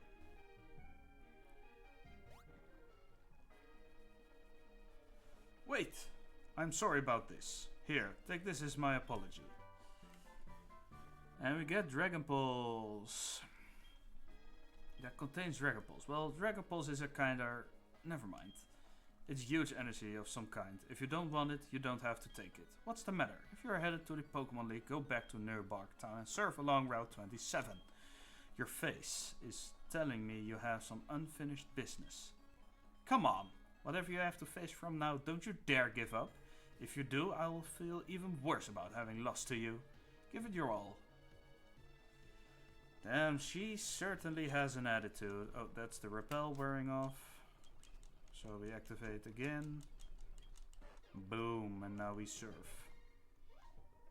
Yes.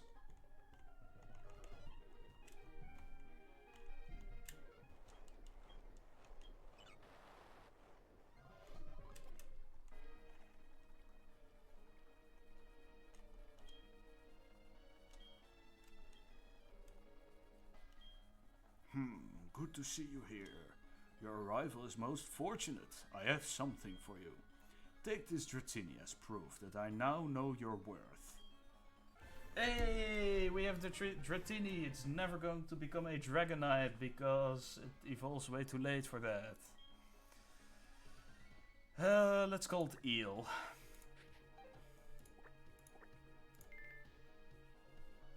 That's I don't want to think too much about that. Dragon Pokemon are symbolic of our clan. You have shown that you can be entrusted with one. Nice. Dratini is adamant! Oh, shit!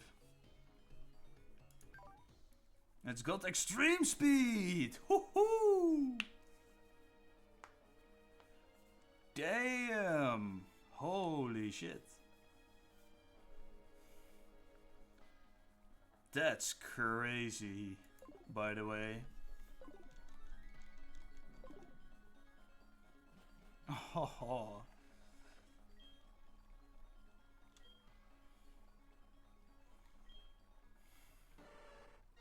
That is a good reward. So we got our Dragon's Den encounter. Nice. Okay, so basically we get a Poliwag in Blackthorn if we want to.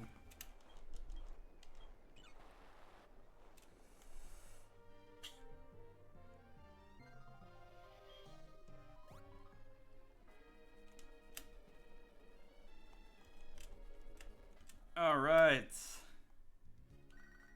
Oh, we get a call from Elm we cannot ignore.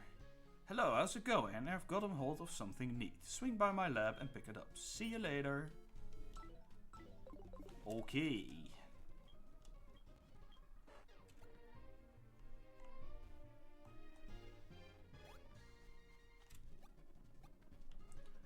Alright. Let's save. Check out its IVs as well. It's adamant already, but I believe gift Pokemon also have guaranteed special perfect IV. Yeah, unless it's... I'm not 100% sure. Maybe that only counts as mystery gifts. Alright. Oh my god. Are you serious about this? Wait, it just shows wrong stuff. It's got perfect HP, okay attack, it got perfect defense, 0 special attack, that's really funny,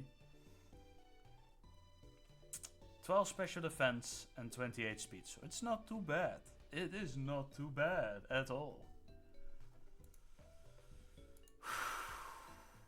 Alright, I've calmed down.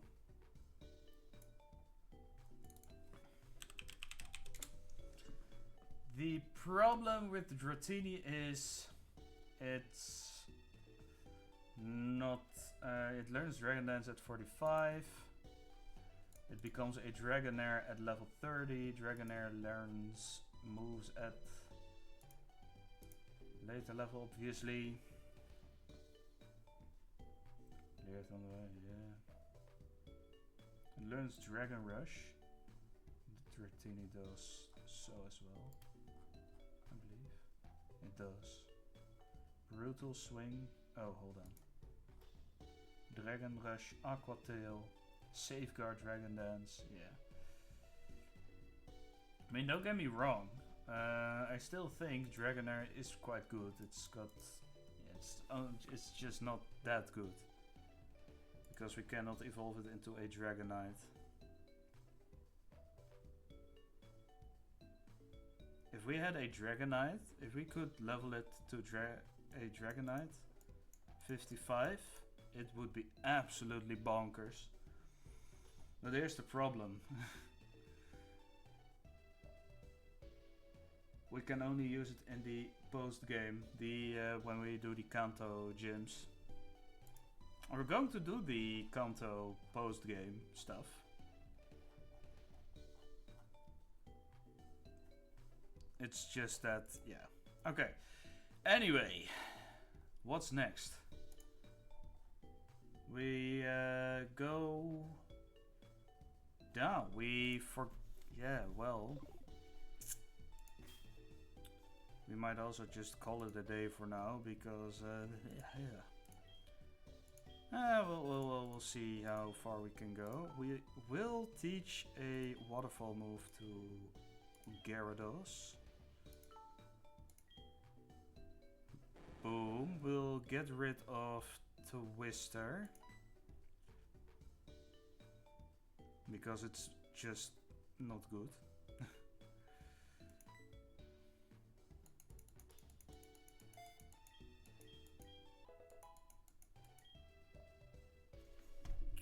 I was thinking of something, by the way. At the Lance battle, right? Gyarados gets access to Dragon Dance. Wouldn't it be possible to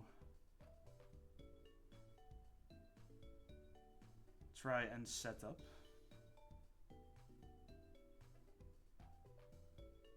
Does Gyarados learn any electric type moves?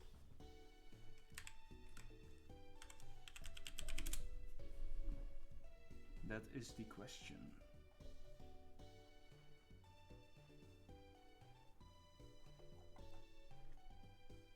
Hello? Internet? Are you good?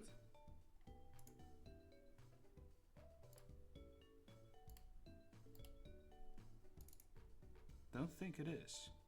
Something happened? Oh no, it doesn't. It didn't. Dragon Dance at level 44.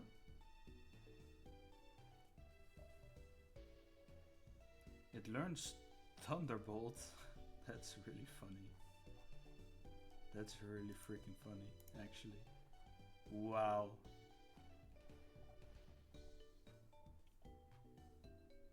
It learns Thunderbolt. Wait. Okay, so you know how I said how I wanted to do a golem sweep, right? That's not riskless because rollout always has a chance to miss. Gyarados, on the other hand, I believe, is able to sweep lands. Okay, so for that I need Ice Fang, Thunderbolt, Dragon Dance, and Waterfall. I believe that perfectly fits. If I have Waterfall, Ice Fang, and Thunderbolt, I have full coverage for Lance's team. wait.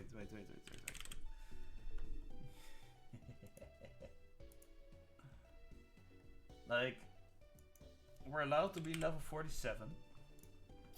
And if we have Dragon Dance, that would be really funny if we can. Oh yes, we can, absolutely. So we Dragon Dance once. Okay, but we need to Thunderbolt. Or we can Natural Gift with an electric type berry. Yeah, Thunderbolt isn't going to one-hit KO. If we natural gift, then we need to find out the...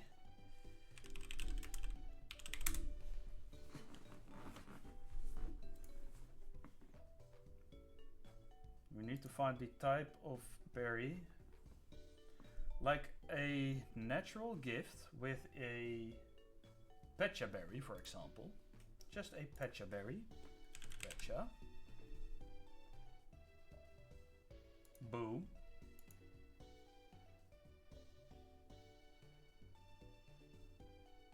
That doesn't do an awful lot.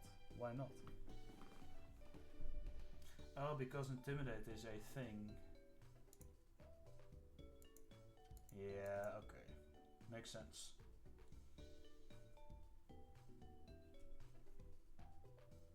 Okay, so we cannot... Yeah, okay. Yeah, we cannot set up on Aerodactyl. Maybe on Charizard. Alright, but that's something for later, at least. Oh, Hydrate. Nice. I'm gonna need to pee soon again if you keep stuffing me with water.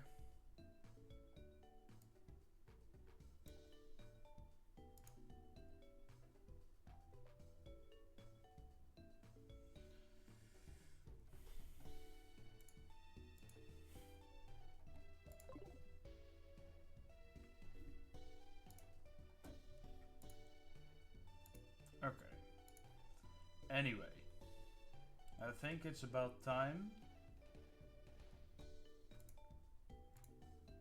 we will have to do we need to do Route 45 even? We can get a Gligar there.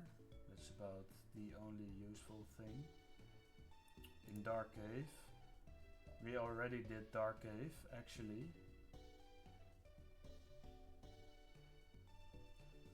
So there's nothing much. We already have the Route 36. I think we'll get our encounter on Route 35.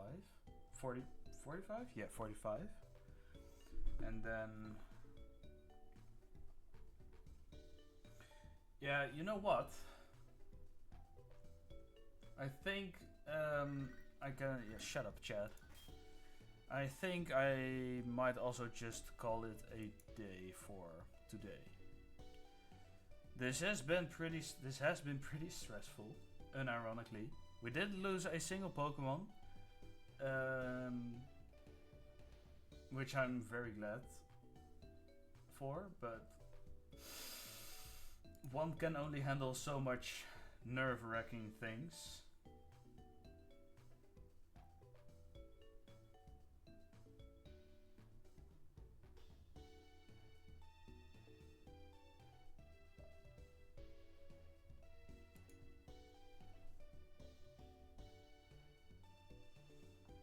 But yeah, I am still a little bit bothered by the way the level caps are handled.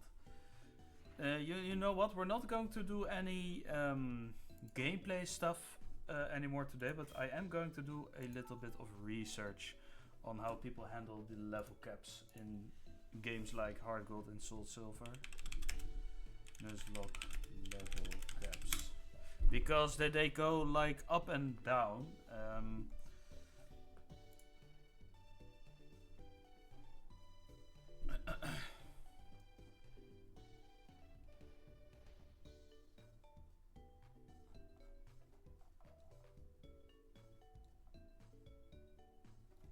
Yeah, it's really annoying as well.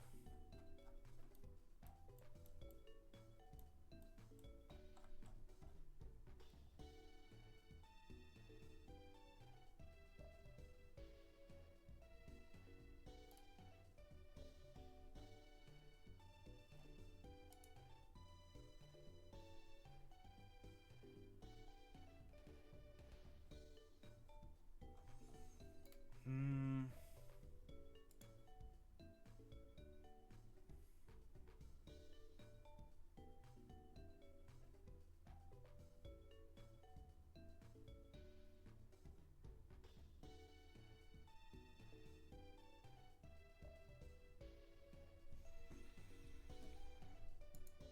It's a good question though. How do people... oh wait, I did not save completely yet.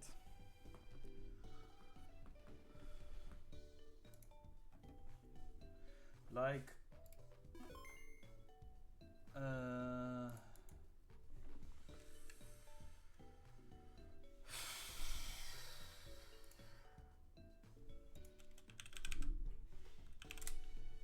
like, let's search for Reddit.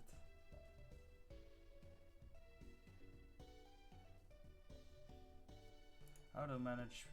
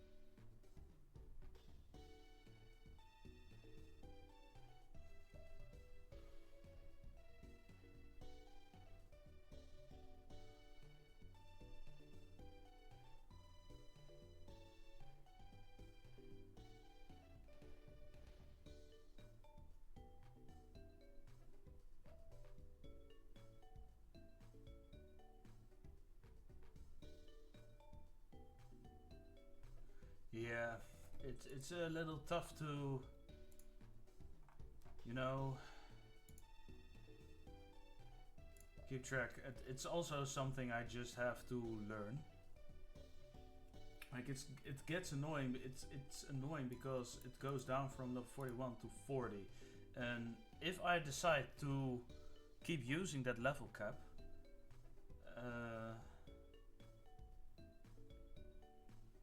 that basically means I have to assemble a whole new team of Pokemon in order to fight Silver. But yeah, well, we can try our hand at it for sure. Like if we're level 40 and we're Relegator, it's like at Victory Road right there. I mean,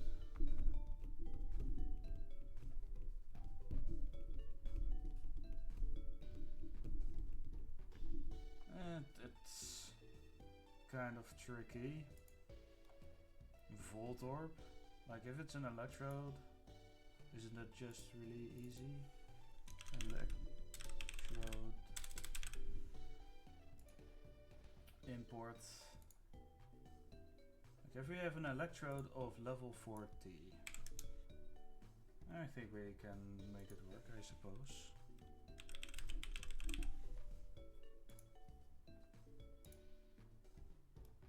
Like Electrode is fast as hell. It's got a decent special attack, like Thunderbolt, 2 shots.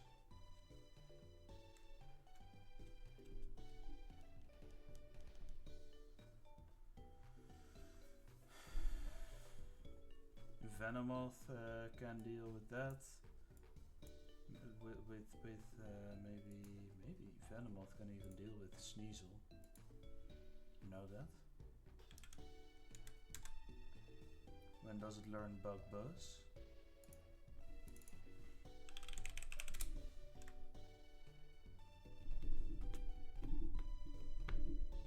Level 59, that's so stupid. Well, never mind then. It learns Signal Beam, but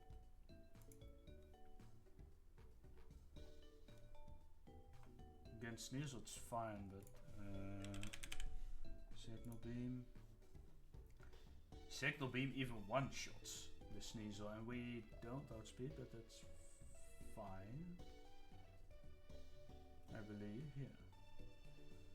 Then after Venomoth, I believe Alakazam should come in. No, Golbat should come in. Then we'll just switch to Electrode. We'll figure it out next time. I'm going to wrap things up for now. Thank you for watching.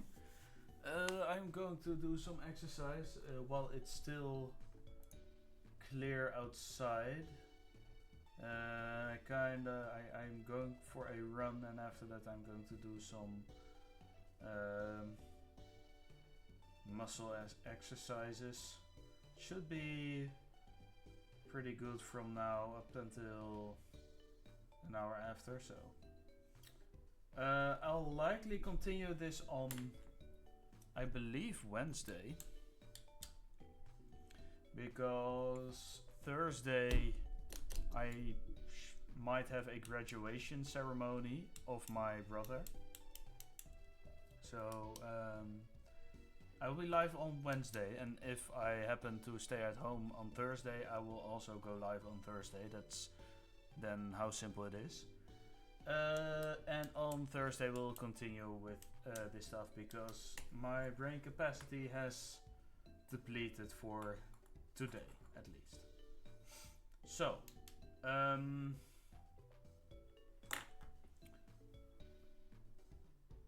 once again, thank you for watching. I'm going to make a decision about level caps. I might just choose to build a team based on the Pokemon I haven't leveled yet. We'll see about next time. Thanks for watching. Bye bye.